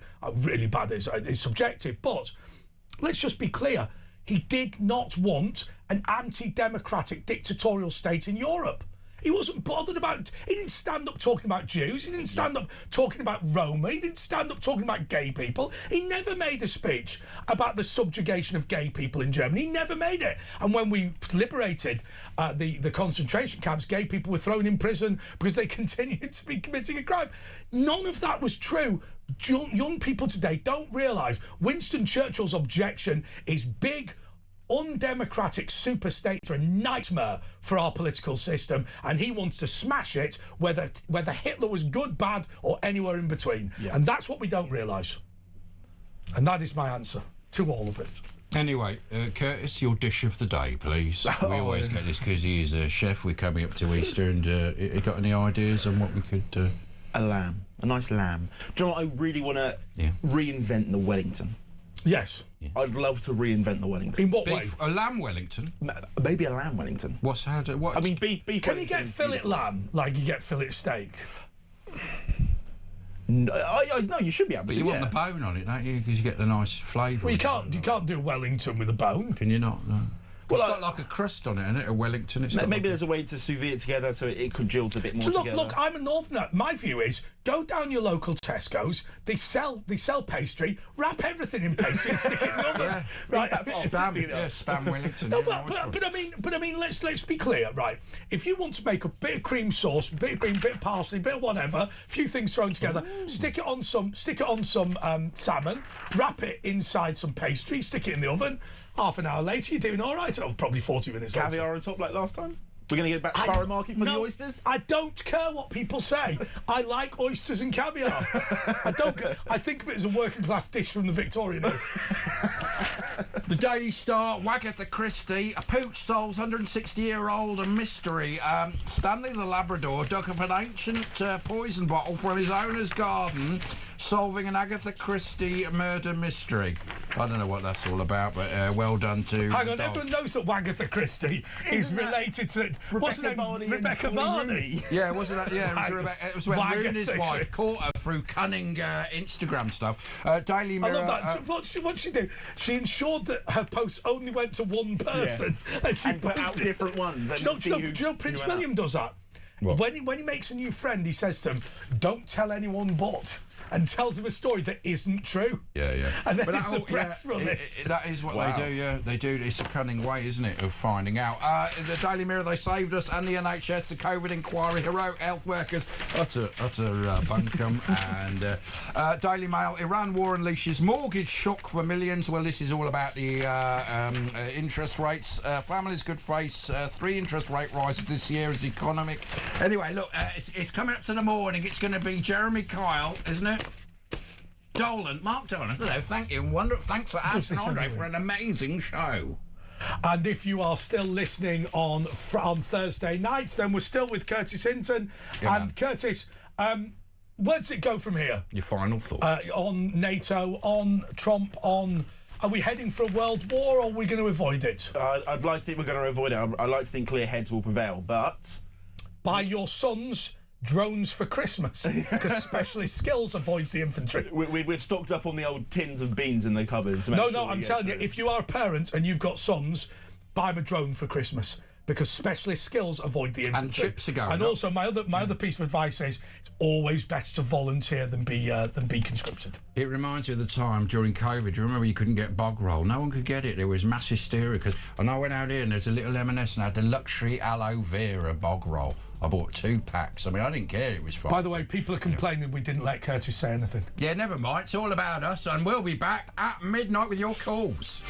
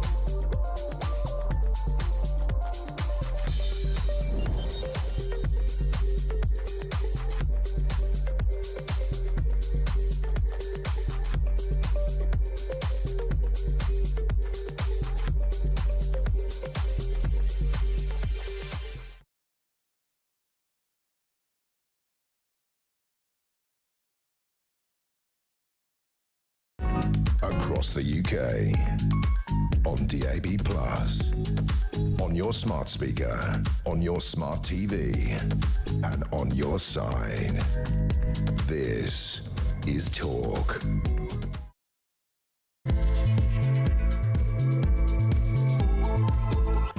Well, this is The Late Show with Andre Walker and Asher Gould. I just want to be clear on one thing. Asher and I always like to have a laugh because there's got to be a combination. This is a late night phone in. We're going to have a bit of a laugh. We're also going to talk about some serious things. It has been a little bit heavy tonight because we've talked about abortion, euthanasia, and the situation in the Middle East. In a sense, I make no apologies for that, simply because what was debated in the House of Lords, the idea that you can kill your child up until the point of birth, I think is very different to the sensible debate that we've had on abortion previously. I might be wrong, but I just want to be really clear with something. We are two big lads, and obviously we do this for a living. If you are a woman who has been affected by abortion, please feel free to phone in. You won't be shouted down, you won't be harangued. That's not the way we do it on this show. We will have a fulsome debate. Let's not give your name, and also if you've been affected by anything that we've been talking about, you can of course call the Samaritans 116123 if anyone's having problems. But yeah, give us a ring. Yeah, just to be clear, the rule that we have on this show, I'm sure the others do as well. If you are a guest on the show, we will ask you questions. If you are somebody who phones in, you're allowed to give a fake name. You're allowed to not answer a question that I ask you. It's not a problem, and certainly it's not your job to be harangued by any presenter, and that would never happen on our watch. 0344 499 1000. With that in mind, loads of people have called us, so why don't we start with Mary in Coventry? Hi to both of you. You've been making me laugh. Well, but we've been talking about really serious issues, Mary. No, but you've been funny at parts of Thanks. Yeah, that's. We were trying not to be, but you know that's all right. I don't have any children by choice. I was 7 years old and I was sexually abused by my dad. I was put into care. Now I was 10 years old and I said I didn't want children. And as I got older, people kept saying, "You will when you get older," but I never did. Yeah. And but I bet you like children, though, do you? Have you got nieces and nephews and that, but you just didn't want them yourself? Do you think that was because of a result of what had happened to you and your relationship with your parents? I don't know if it is that. I don't know. What about your mother? I mean, how was she in all this? What? She was all right. Yeah. She didn't know what was going on for a while. And she checked my sister to see if she was a virgin. I wasn't checked. But, of course, I was put into care. And what? I mean, if you don't mind me asking, just before you ask that, just to really, Mary, do you mind me asking? There would be two reasons for not wanting children. One of them is not wanting to be a mother. The other one is the sexual intimacy required to have the child. In your case, which of those was it? Neither. I just didn't want children. Oh, okay. It's hard work. But what I was going to ask you, and you don't have to answer anything if you don't want. What about your mother after she obviously found out about it? What happened with it? They weren't happy. And did they? She stayed divorced. with him. They divorced, right? No, they divorced. But then why didn't you stay with her rather than go into care? I was put into care with no choice. So yeah, she was still with him, I suppose, at that point, and then she divorced, I suppose. And also, there's no need for people to get pregnant these days. No. I'm proof of it. No need whatsoever. Well, that's true, yeah. I mean, they do. A lot of kids will use the obviously at the right age, the pill, the 3-day pill. But what happens if you accidentally get pregnant and you really don't want to be pregnant? I mean, look, at the end of the day, I'm very keen when I look at 11 million migrants from the third world, 11 million abortions. It seems to me to be obvious that even if I didn't have any religious views on the matter, then banning abortion would make perfect sense. Well, I got married and he wanted children and I didn't. I did tell him. Anyway, I got pregnant because he wanted children. I miscarried and I was so pleased. Did you tell him you were pleased, or did you? No, I was upset. Yeah, right. Yeah, you're upset. It didn't bother me. But do you think if you would have had the kid, you would have changed the way you think? I would have loved the child. Yeah. I would have looked after How does that work emotionally? Because I can completely understand why you could say I was upset I had a miscarriage and pleased it happened simultaneously. I know how does that work emotionally? Well, I was upset because I couldn't go into any baby shops. So you were looking forward to it anyway? Yeah. But there's no way I would have got rid of it. And I love Down syndrome children. But you still didn't want one after that? Were you worried maybe that you'd miscarry again or something like that? Or you just didn't want them? I really didn't want any. But I would have been a good mother. Had I got pregnant, I would have kept it. And do you regret it now, or you're perfectly fine with it? With my husband? No, by not having children. No, I'm glad I didn't have any children. Oh, that's good to hear. Because sometimes, I guess what Ash is driving at is sometimes when you get older and you think, well, you know, there's nobody there for me as I get a little bit older and whatever. And with most women, the husband tends to die first, so you can be left a little bit on your own. Right. Someone says, I'm gaslighting you, Mary. I'm not gaslighting you, am I? No, you can ask me what you like. Yeah, I'm just... mental health. Sorry. Yeah, no, it's just an interesting thing about you feeling that you were glad you didn't have children, but you would have been a good mother anyway. I think most women and most men who listen to that will completely understand what you mean, and just on a lesser scale, you know, if you gave me a job tomorrow at Virgin Radio, right? You know, I'm not actively seeking a job there, but I'd make a decent fist of it, and I'd probably quite enjoy it. I think it's you know, your life can go off in multiple directions based on fate, can't it? Yes, it can. Yeah, man. But I mean, a lot of people, like, there's women. I saw a woman who wrote an article saying she's been really let down by feminism. She's now 60. She's got no kids. She never got married, and she regrets it. And she thinks she was conned into this feminism. You got to go out of work and just not have kids. You know what I mean? And she never managed, and then she regrets it. What do you think about the feminism thing and people not having kids? And some women do regret it. Well, I think it's up to the individual. Yeah. No, you're right. I think the other thing, Mary, surely, it's got to be true to say that the natural state of humanity is the vast majority of people are going to get married and have children. I mean, that is just... And whilst it's not true to say that everybody wants to do that, it is true to say that almost certainly that will be the best life for you, because that is what the majority of people do, and that is what the majority of people enjoy doing. I worry, Mary, that what we do is... in our efforts to support alternative lifestyles, we forget that for the majority of people, getting married and having children will be the best thing for them to do. And I think sometimes we almost kill our society with kindness. Do you see my point? Yes. I've got mental health, you see. I hung myself 20 years ago. Obviously, I failed, and I wouldn't be talking to you. Wow.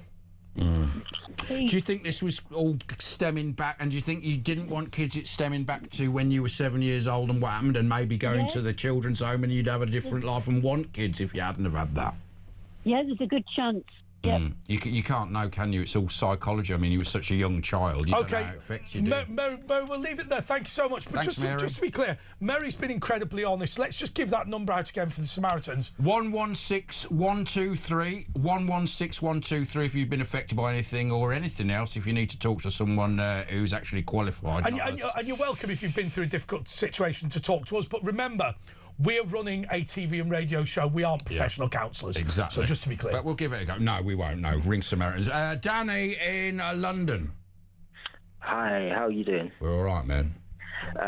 So basically what I wanted to ask was, with late-stage abortion, should the other participant, being the male, should he have a say, especially because when it comes to late-stage abortion, science has proven that the baby inside the mother does feel pain. Well, especially up to 9 months, it's going to. I think they should have a say, but not ultimate say. Well, this is actually where. So Asher is right on the principle, Danny. Let me tell you about the dog's dinner that is currently in the House of Lords. So, if you want to have an abortion, you can have an abortion up to 24 weeks as long as there is risk to the baby or the child. That is defined as if the mum would be depressed about it, she can have an abortion. So it's effectively abortion on demand. That is the medical procedure, if you like, and there's no proposal to make any changes to that. What we're now talking about is the decriminalisation of a woman self-aborting at any stage at all. So that is not to say that a medic will help you, but a mum who maybe we don't want to be graphic on the show, but we're not really talking about poisoning. But let's just pretend we are, just for the sake of the dignity of the show, if nothing else. Now, there is another bit of this, which is if a child is found to have a defect later, things like Down syndrome, things like serious disabilities, they can be aborted incredibly late in the pregnancy. So effectively what I'm talking about is a system that exists now that is not being changed, but women will not be prosecuted with if they kill their baby up until the point of birth. The argument the Labour Party are making, and it's not the Labour government, it is the Labour Party in the House of Lords, the argument they're making is that these women are suffering from serious mental health problems and it's not helpful to put them through the courts. I think that's garbage. I think it's helpful to put them through the courts and then come up with a treatment that is appropriate rather than just throwing them in prison. Do you see what I mean? I think if somebody kills somebody because of a mental health breakdown, you don't legalise the murder. You make sure the court are aligned to a sensible treatment policy. Does that make some sense? Yeah, of course, because in America, if you kill someone who's pregnant, you get done for a double homicide. It was the same here. Well, Asher gave an example earlier about the Omar bomb. Yeah, there was a pregnant woman killed, and I think it was a triple murder because there were twins, I think, as I recall. But also, the issue is hard-working, honest, good people are basically persuaded not to have kids. Mm-hmm. Look at how much money it costs, especially if you want your kids to go to university, you want them to, have certain things in place, for example, tuition. It's basically geared towards not having your independence and being reliant on the state, because if you're reliant on the state, you can have. But why shouldn't Asher and I are basically single. Obviously, we date and whatever, but we're not married, either of us. Why is it not right that we should pay more tax and parents should pay less tax on the basis that in the fullness of time, the children that they're bringing up themselves are going to look after our retirement and our national security and our courts and our police and our military? I think we should be supporting, and I think single people like us would largely agree that we need to support families in this country. Not least they're lazy now, kids. They're all on the dole. Not least because we're not having enough children, and we are dealing with that problem by bringing people in from the third world who hate Britain. Well, that's the issue, because the people who are having children, especially now, it's so easy not to work, be reliant on the state, and you probably in terms of your disposable income is near enough, probably even better. And on top of that, you have all the time in the world to do whatever you want all day, every day. And I think it's to do with Keir Starmer's kind of communist side, where, if you're reliant on the state, then, the state controls everything. But what I'd like to say on top of that is we are not a third world country. We have resources. We're getting there, though. We're shown, but as soon as anything happens with, for example, the illegal migrants who they want to send home, of course, they've got 40 grand for every family. With 3 trillion in debt, we haven't got any money. We're bankrupt. They always seem to have money. Yes, it's borrowed. They want it. Borrowed, though, isn't it? So, borrowed. Well, it could be borrowed. At the end of But you're right. You're right about the general principle, which is this: we're saying that we can't give a married couples allowance, but somebody like Anjam Chowdhury, you know, we can stick him on job seekers allowance, or he preferred to call it jihad seekers allowance. You know, we can bring over Jihadi John and all of his family of terrorists. They're all in the family business. Well, at the end of the day, what we're also doing is not deporting criminals because their children don't like the foreign. Well, we had an example, Danny. Danny, we had an example. Sorry. We had an example of somebody who molested his 2 children and successfully argued in court that he'd be sad if he was forced to leave the country because he wanted to see the kids. They don't want to see him because he's a sex offender, but it was his right to family life. Exactly. But I think, do you know what? I think what exposed, especially with the Iran crisis, is that we no longer are a global superpower. No, we haven't been for decades. Our reliance on America was, you know, solid. And at the end of the day, when we asked America to intervene even further in terms of Russia and Ukraine, they did. But when they asked to use our bases, they didn't ask us to join. It wasn't our base; it was their bases that they'd bought and paid for. Well, it was disgrace. It was Starmer, though. It wasn't us. I'll tell you one thing about Donald Trump. I'll tell you one thing about Donald Trump, who, by the way, occasionally watches this channel, apparently. But I'll tell you one thing about him. He'd be doing the United Kingdom a favour if he turned around and said, if you get invaded tomorrow, we will not help you. I'll tell you why. Because we'd stand on our own 2 feet. And instead of paying out all this money to an invasion, we are the first country in history where our Royal Navy picks up the invaders and brings them. I mean, Well, yes. And what I'd like to ask Keir Starmer is how many gangs has he smashed? These so-called gangs are not gangs. Smashed the gangs. Basically, he didn't smash what? I remember the press conference when one man was arrested, and he made a whole press conference. And obviously, they don't talk about it now because it obviously failed, and like everything he does fails. Yeah, he's useless. I mean, in all honesty, we are very at a pivotal time, I think, in the UK. No doubt about it. Because we either stand for something or we fall for anything. And Keir Starmer is not a leader. I mean, God knows how he's managed to stay in power this long, especially given his track record. I mean, he, on a pro bono basis, basically defended jihadi terrorists. No, he did, yeah. This is our Prime Minister.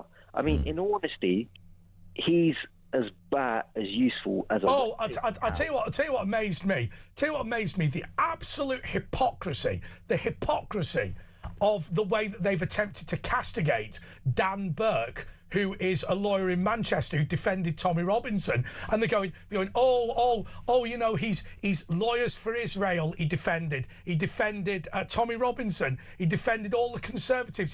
He does the Free Speech Union. The guy burnt the Quran. Oh, it's disgraceful. He's not allowed to work for people that the left don't like, but when the left find, you know, terrorist, murderer, you know, Levi Belfield, you know, killed Millie Dowler, but he wants a wedding in prison. And that taxi rank thing's a load of bunkum, because I've heard that anyway. And how is it that chamber always ends up with the same sort of cases? It's a load of bunkum. It's not true. Anyway, Danny, we got to go to a little breaky, but give us a ring. Anyone else? 03444 99 1000. We've got Mark waiting, Nikki, Kevin, and Ken, of course, for our religious instruction.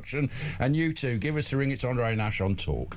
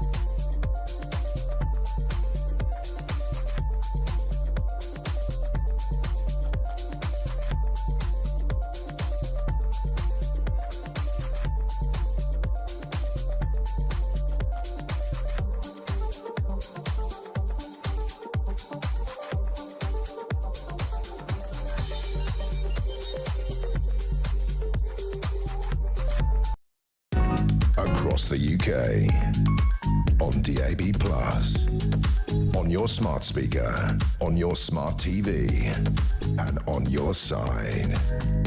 This is Talk.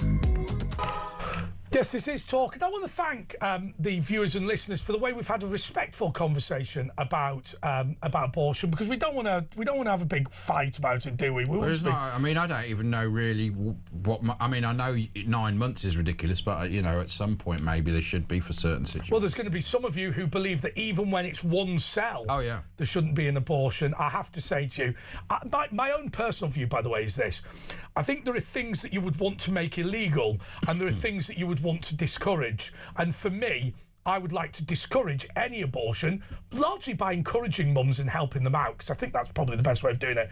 But then there has to be stuff that's just straight out illegal. Okay. Look, people have sent us... They're sending us essays now. People have sent us enormously long messages. Can you do me a big favour? Really, really simple thing to do. All you do is you get your phone and you add 0344 499 1000. Then you put it in as talk. And then you just do this, right? I'm gonna demonstrate this to you right now. So if I go onto WhatsApp, right, and I open talk, okay. Now, there's a button on the right which looks like a microphone. And if I go, hello, Talk, this is Andre All right, Walker. man. I just wanted to send you this voice message. I love the show, especially Ash. He's brilliant, isn't it? Now, if you send your message like that, then what will happen is just play it out. There it is. Here we go. And if I go, hello, Talk, this is Andre Walker. Man. I just wanted to send you this voice message. I love the show, especially Ash. He's brilliant, isn't it? Very sensible. So, if you've got a very, very long message, if you do that, then we can play it out really, really easily. So do us a favour, Colin in Essex, please do read out your message. Colin yeah, in Essex. because these are quite long, these messages. We've had a number of very long ones. Elaine sent quite a long one. This person, somebody else sent a lot. Yeah, we've had a number of very long messages. And please do send a voice message, because it's just quite hard to read out a very long one. Or call in 0344 499 1000. Let's go to Nikki in Yorkshire. Nikki, you're on Talk. Hello, Andre. Hello, both. Hello. You and Ash, how are you both doing? All right, Nikki, how are you? Where are you? In Wakey, isn't it, as I remember? No, Doncaster. Ah, Donny. Yeah. Well, what I'm ringing for tonight is Thanks, I'm sort of going to put my view across. I'm a Catholic, but a lapsed Catholic. Sure. Yeah. And I sort of feel that the kind of abortion, up to like 9 months or birth, I think it's completely wrong. I think it's totally evil. Yeah, it is. And the same is, when they're trying to do the euthanasia sort of thing. It's like everybody that's vulnerable, they're trying to kill off. Yeah. And that's what I feel, and I feel so angry about it. Yeah, I mean, they are like the death party. We had a caller, actually. She was a nurse, I think, as I recall. And she just bent down to pick up a pen and paralyse herself. Literally, you can paralyse this pen. And she said she wanted to kill herself. She had kids and her husband, and she wanted to kill herself. Yeah. And when 6 months passed, she changed her mind.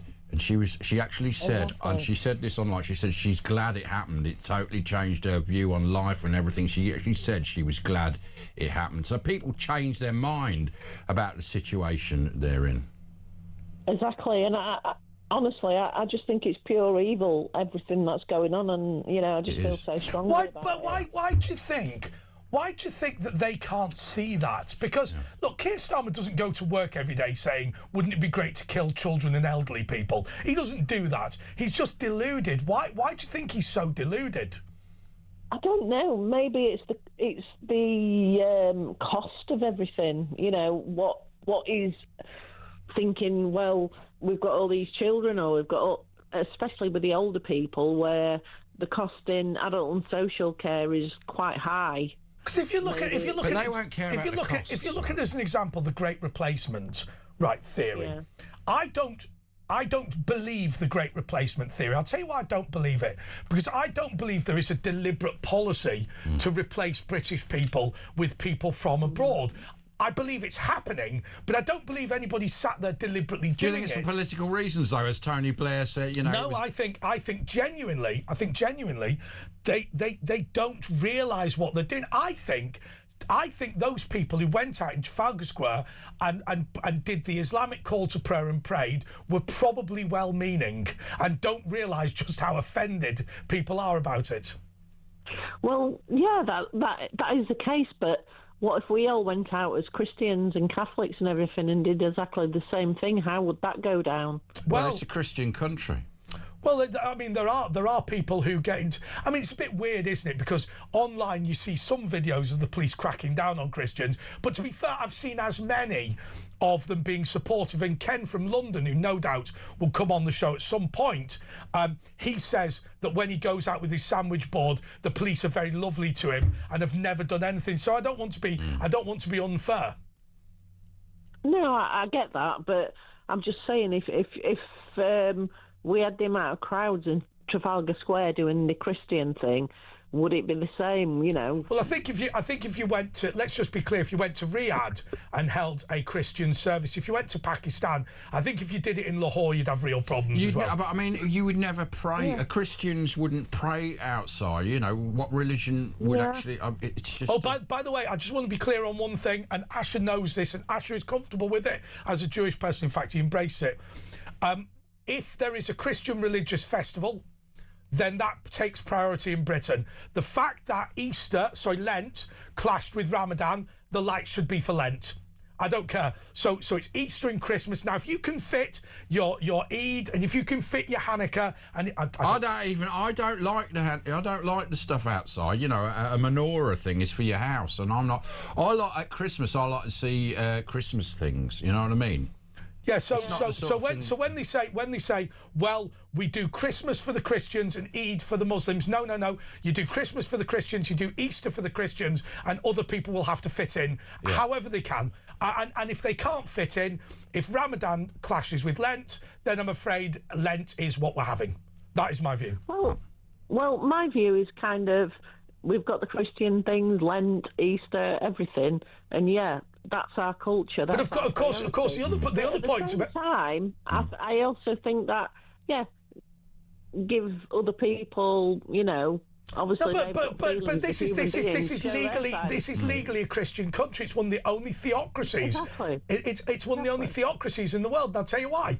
Because there are only a small number of countries in the world, Iran being one, the United Kingdom being another, arguably North Korea being another, where the head of the religion is the head of state. We are technically a theocracy. I mean, I don't have a problem with Eid celebrations going on. I don't mind celebrations going on. I don't think the praying... I don't like the lights in Oxford Street. But also, the other thing that most Christians will tell you is Easter is more important than Christmas to the Christians because the rising of the dead of Jesus is more important than his birth. And it's not even close. Exactly it. That is the most important thing about the Christian calendar. The Catholic calendar is the rise of the Lord, you know, and all that sort of thing. This is Holy Week, he is risen. Do you remember the fold-down red things that we all used to do? And the irony is, if you show Jesus in Easter, you'd go, what the hell is that? But also, what about this one for you? And then he'd What about this one, where teachers now are saying that drawing a picture of Jesus in school is blasphemous because it will be offensive. Because it's a prophet in Islam. Absolutely, Jesus is a prophet. Disgusting. Yeah. All right, Nikki, thank you so much. We're going to have to go to a break and then we'll go to Ken. Good idea. Let's do that.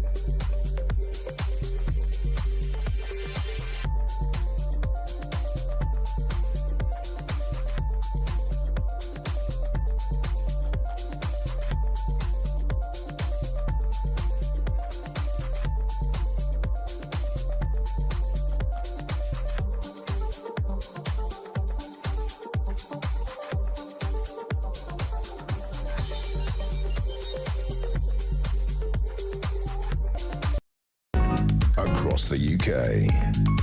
On DAB+, on your smart speaker, on your smart TV, and on your side. This is Talk. Hello, this is The Late Show with Andre Walker and Asher Gould. Do you know what? We were just talking.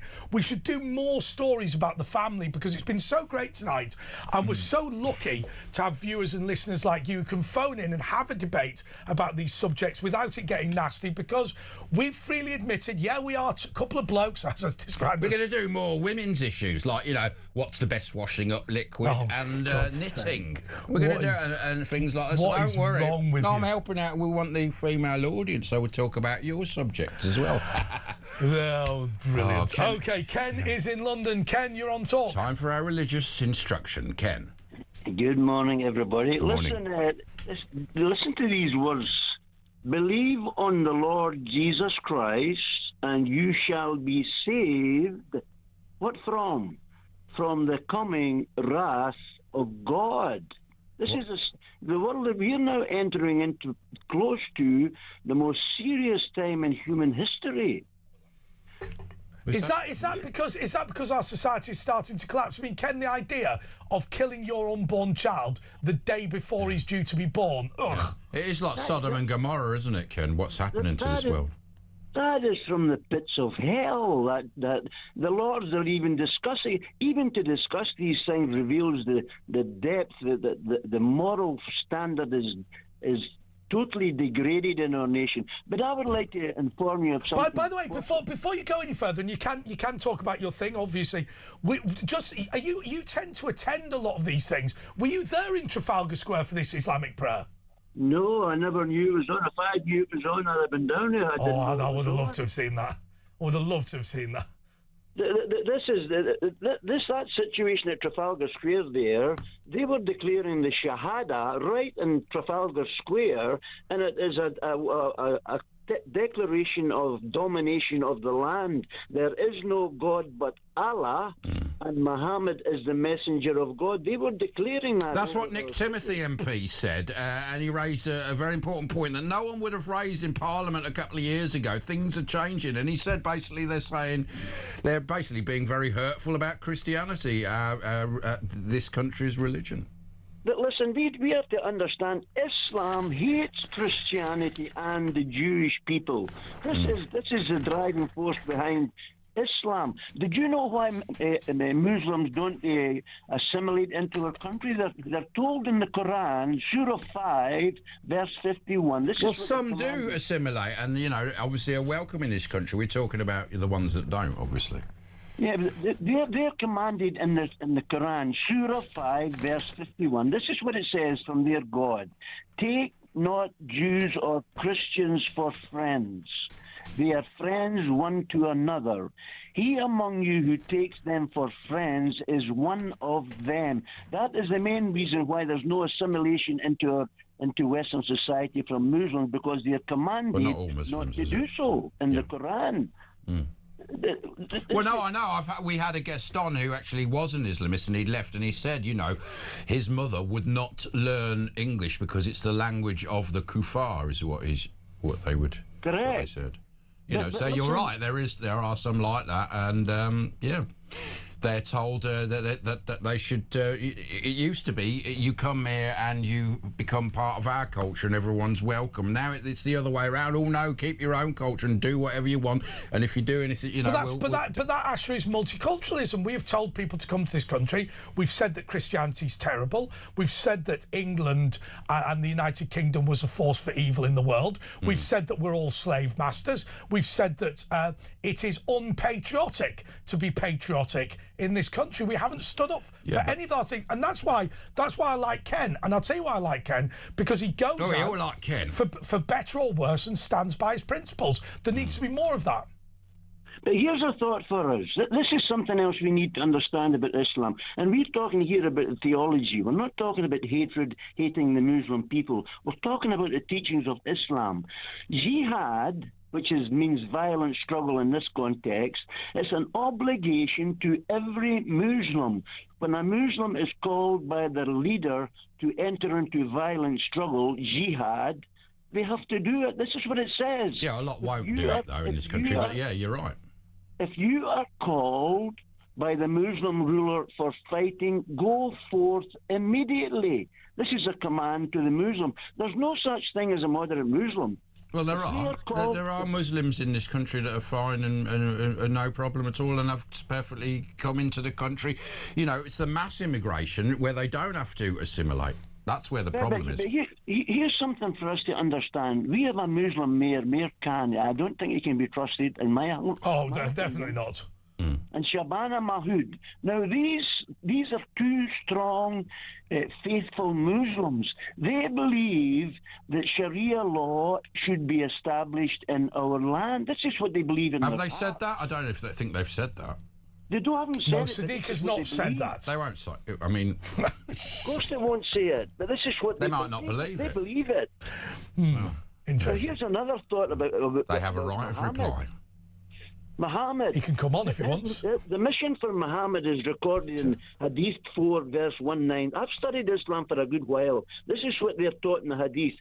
Muhammad, his mission. I have been ordered to fight with the people until they say none has the right to be worshipped but Allah. This is a forced submission to the false. Doesn't it mean Allah. submit? Doesn't the actual word mean submit or submission? Well, yeah, I think it Islam does. means It submission. does. It does mean submission. It means submission to the false god Allah. That's a big clue, isn't it? But this is the old, you know, a lot of people will say this is coming from the Middle East where they still believe in the old style. You know, if you look in the Bible, it says horrendous things as well, but it's modernised. But I will say one thing about the Bible. What you have to remember about the Bible, the vast majority of it is the Old Testament. What Jesus does in the New Testament, and Ken knows better than me, what Jesus does in the New Testament is he says centrally, look, the Old Testament has lots of lessons, but you can't be overly prescriptive here. What you've got to be is a good person. And if what you do is you go chapter and verse on every single detail of the Old Testament, then really you're missing the central point that they're trying to teach you to be a good person. And page after page, Jesus said, he is who is without sin, cast the first stone. And that's the central message. Wasn't Jesus just going, oh, I really want that pork or that shellfish, and say, well, I'll write these new rules and then I can have it. No, what he's doing is he's saying if you become too obsessed with the rules themselves, you miss the central point of the Torah, the Old Testament. That's a fair comment, isn't it, Ken? Sounds like Starmer. That's a fair comment, Andre. But here's what Jesus says to us in John chapter 6. He says, verily, verily, and when Jesus said verily, verily, truly, truly, he's saying, listen closely what I am going to say. That's what it means. He says, verily, verily, I say unto you, he that believeth on me has everlasting life. Wow. That's a great message, isn't it, Ken? What a statement. But is it true? I mean, you know. Believe that Jesus died for our sins, believe he's the Son of God, believe he rose from the dead.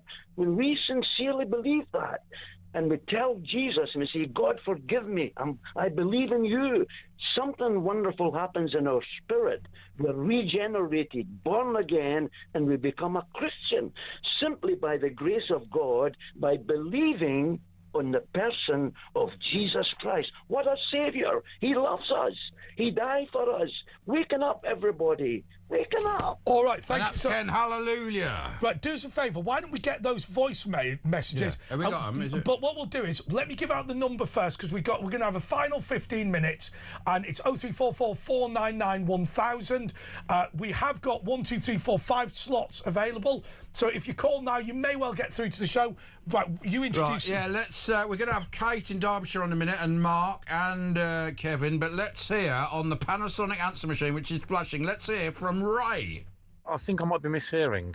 Are you saying that quite literally, as long as it's still inside the lady, that the mother can herself take any steps that she feels necessary to stop that child? I mean, you're talking. I mean, is there no methodology limitation as long as it's inside her and she makes it stop living?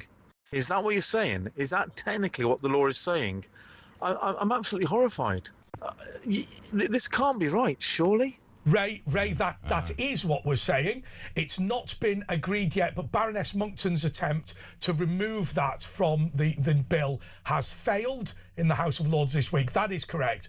If you were to take a knitting needle or a knife or whatever, up until the moment of birth... Never, ever do that. Up until the moment of birth, that would be decriminalised as long as it's the mother acting alone. But it could also kill you quite easily. Anyway, let's have a listen. We got another answer machine flooded in, answer message from Elaine. Personally, I think there's so much more choice of contraception available to women now than there was pre-1992 to 93. I think the father too ought to be involved, provided he's still around in a late-term abortion experience. That is, if he is still emotionally invested with the mother and has been. Personally speaking, I'd very much object to the current status of Parliament in regards to the processing of late-term abortion. This is speaking as someone who has been through an early first-term abortion. Yeah, thanks, Kate. And if you want to chip in about this, we've got a few minutes left. 03444991000. We're going to be with Kate in a minute, and then Mark and Kevin, and maybe you too. It's Talk with Andre and Ash.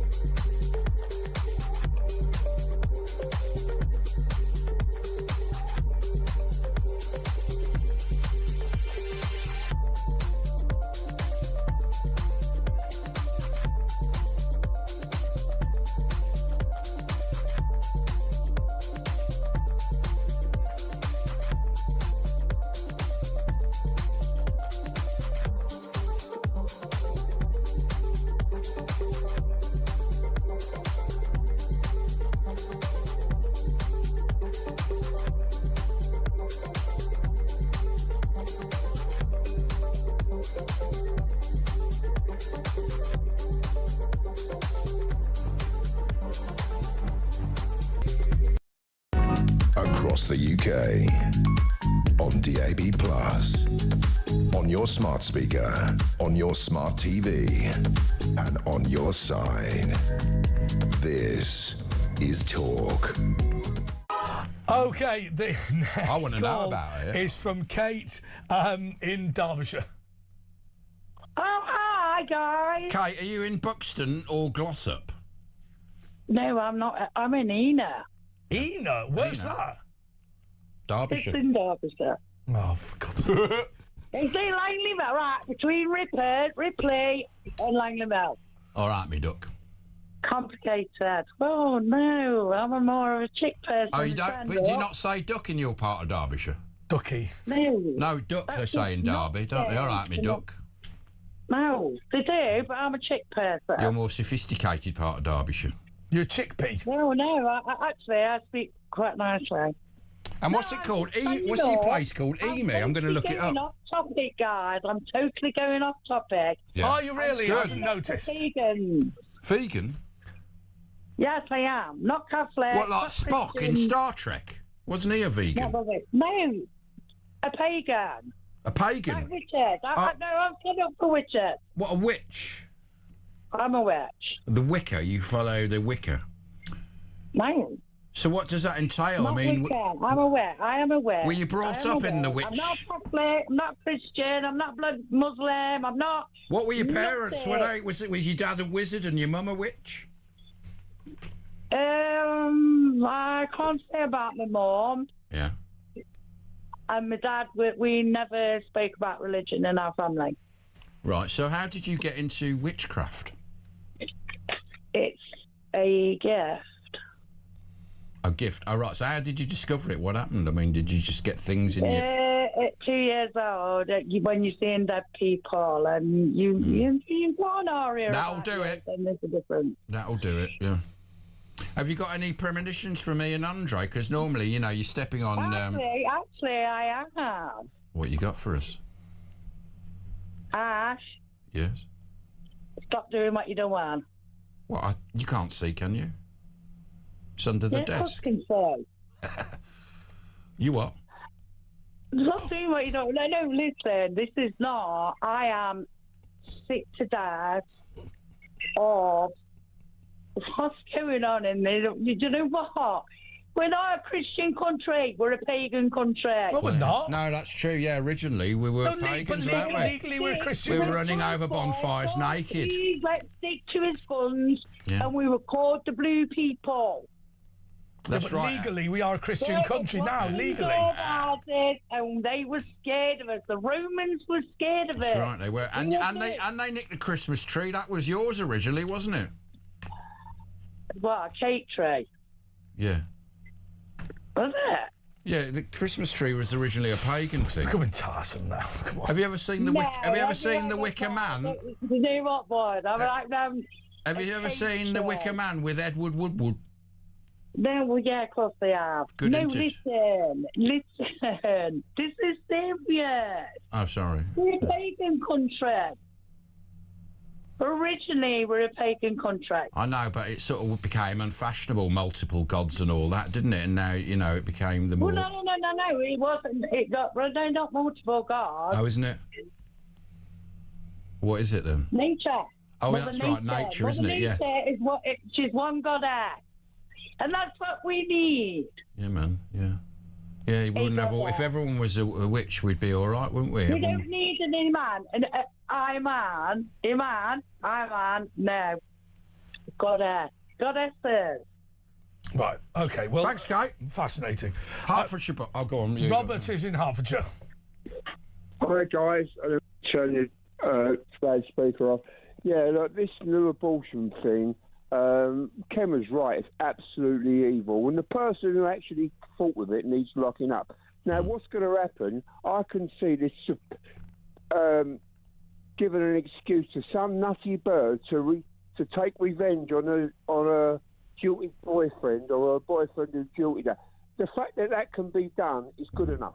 I'm not saying it would happen, but the newspaper. Yeah, so my argument, Robert and Bob, my argument is, by making it legal or decriminalising it, you're removing all the protections. So look, there's always been an element where you don't have to prosecute somebody if there's no public interest. You know, if somebody has lost their marbles and needs to be sent to an asylum or whatever. But by making it legal, you take the power from the courts and hand it to God knows who.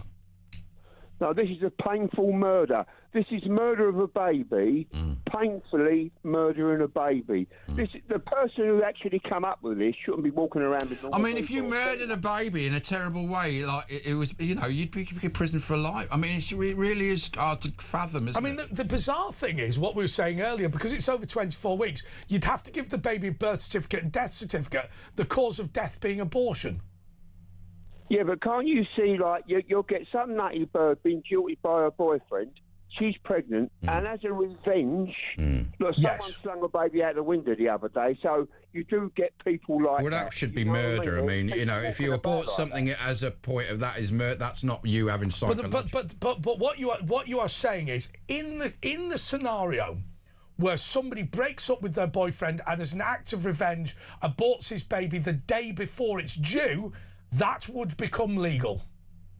But they should name these people, Andre. But someone's obviously got together in a room with a group of people and come up with this law. No, what they're trying to do is they're trying to say, well, what about women who've lost their marbles and need our care and support? Well, that's not an argument for legalising it. I mean, you know, as you say, the court would see to that. Exactly right. I mean, if I was to murder somebody tomorrow, adult, child, or anywhere in between, the court would have to assess whether I was mentally competent to understand what I was doing, and if I was not mentally competent, I would be sent to a mental hospital and may never face trial. Manslaughter or something like exactly. that. Or what do they call it? Diminished responsibility. Diminished responsibility. Manslaughter. Absolutely. There's loads of options out there, but what you're saying, Bob, is absolutely right. Yeah. Somebody could say, I was due to have the baby tomorrow, because we've split up now, I've killed it, and that is legal. Yeah, the thing well, is... you could send him a photo of the remnants, that would be legal as well. Oh, that's terrible. The thing is as well, I mean, Ken was right. I mean, Ken was bang on. This is something out of hell. It is. The thing is that a lady called it before, there is no reason in this day and age that anybody should have an unwanted pregnancy. No reason whatsoever. Well, occasionally there might be, but then, you know... but you are where we are. Anyway, Bob, thank you so much. I just want to fit in Yasmin, the witch. Yasmin, you're on talk. Do you know that lady in Derbyshire, you fellow, she let you down a bit, didn't she, Yasmin? No, I don't know her, but bright blessings to her. Bright blessings. It was funny, the Stonehenge of the North in Derbyshire, where they've got the stones, I went there and saw a spirit of the stones, and it was a woman wearing like a rough, in spirit, wearing a rough dress of burgundy, and she had a... I've been to Derbyshire too. Yeah, that's just Derbyshire. Yes. And she had she had a silver dress on, because I was having me Reiki at the Stonehenge of the North. But you're getting your witchcrafts mixed up. Reiki's not part of witchcraft. No, let me explain. You're mixing up all your mystical things. I saw the spirit of the lady in Derbyshire at the Stonehenge of Derbyshire. It was amazing. Anybody who goes to any stone megalith, like Stonehenge or wherever, all they have to do is just relax, and spirit will find. And what did she do? Did she dance, skip around the stones? Did she get a kit off? Yeah. What did she do? What she was dancing, and she put her arms up to the sky and then pulled her arms down like Egyptian dancing. So like this. Are you watching? So it would have been a bit like this, and you in a rough dress, and you were sort of. No, that's the Masonic one. I mean Hessian, like made of Hessian. Yeah. But what hemp, like a hemp sort of dress.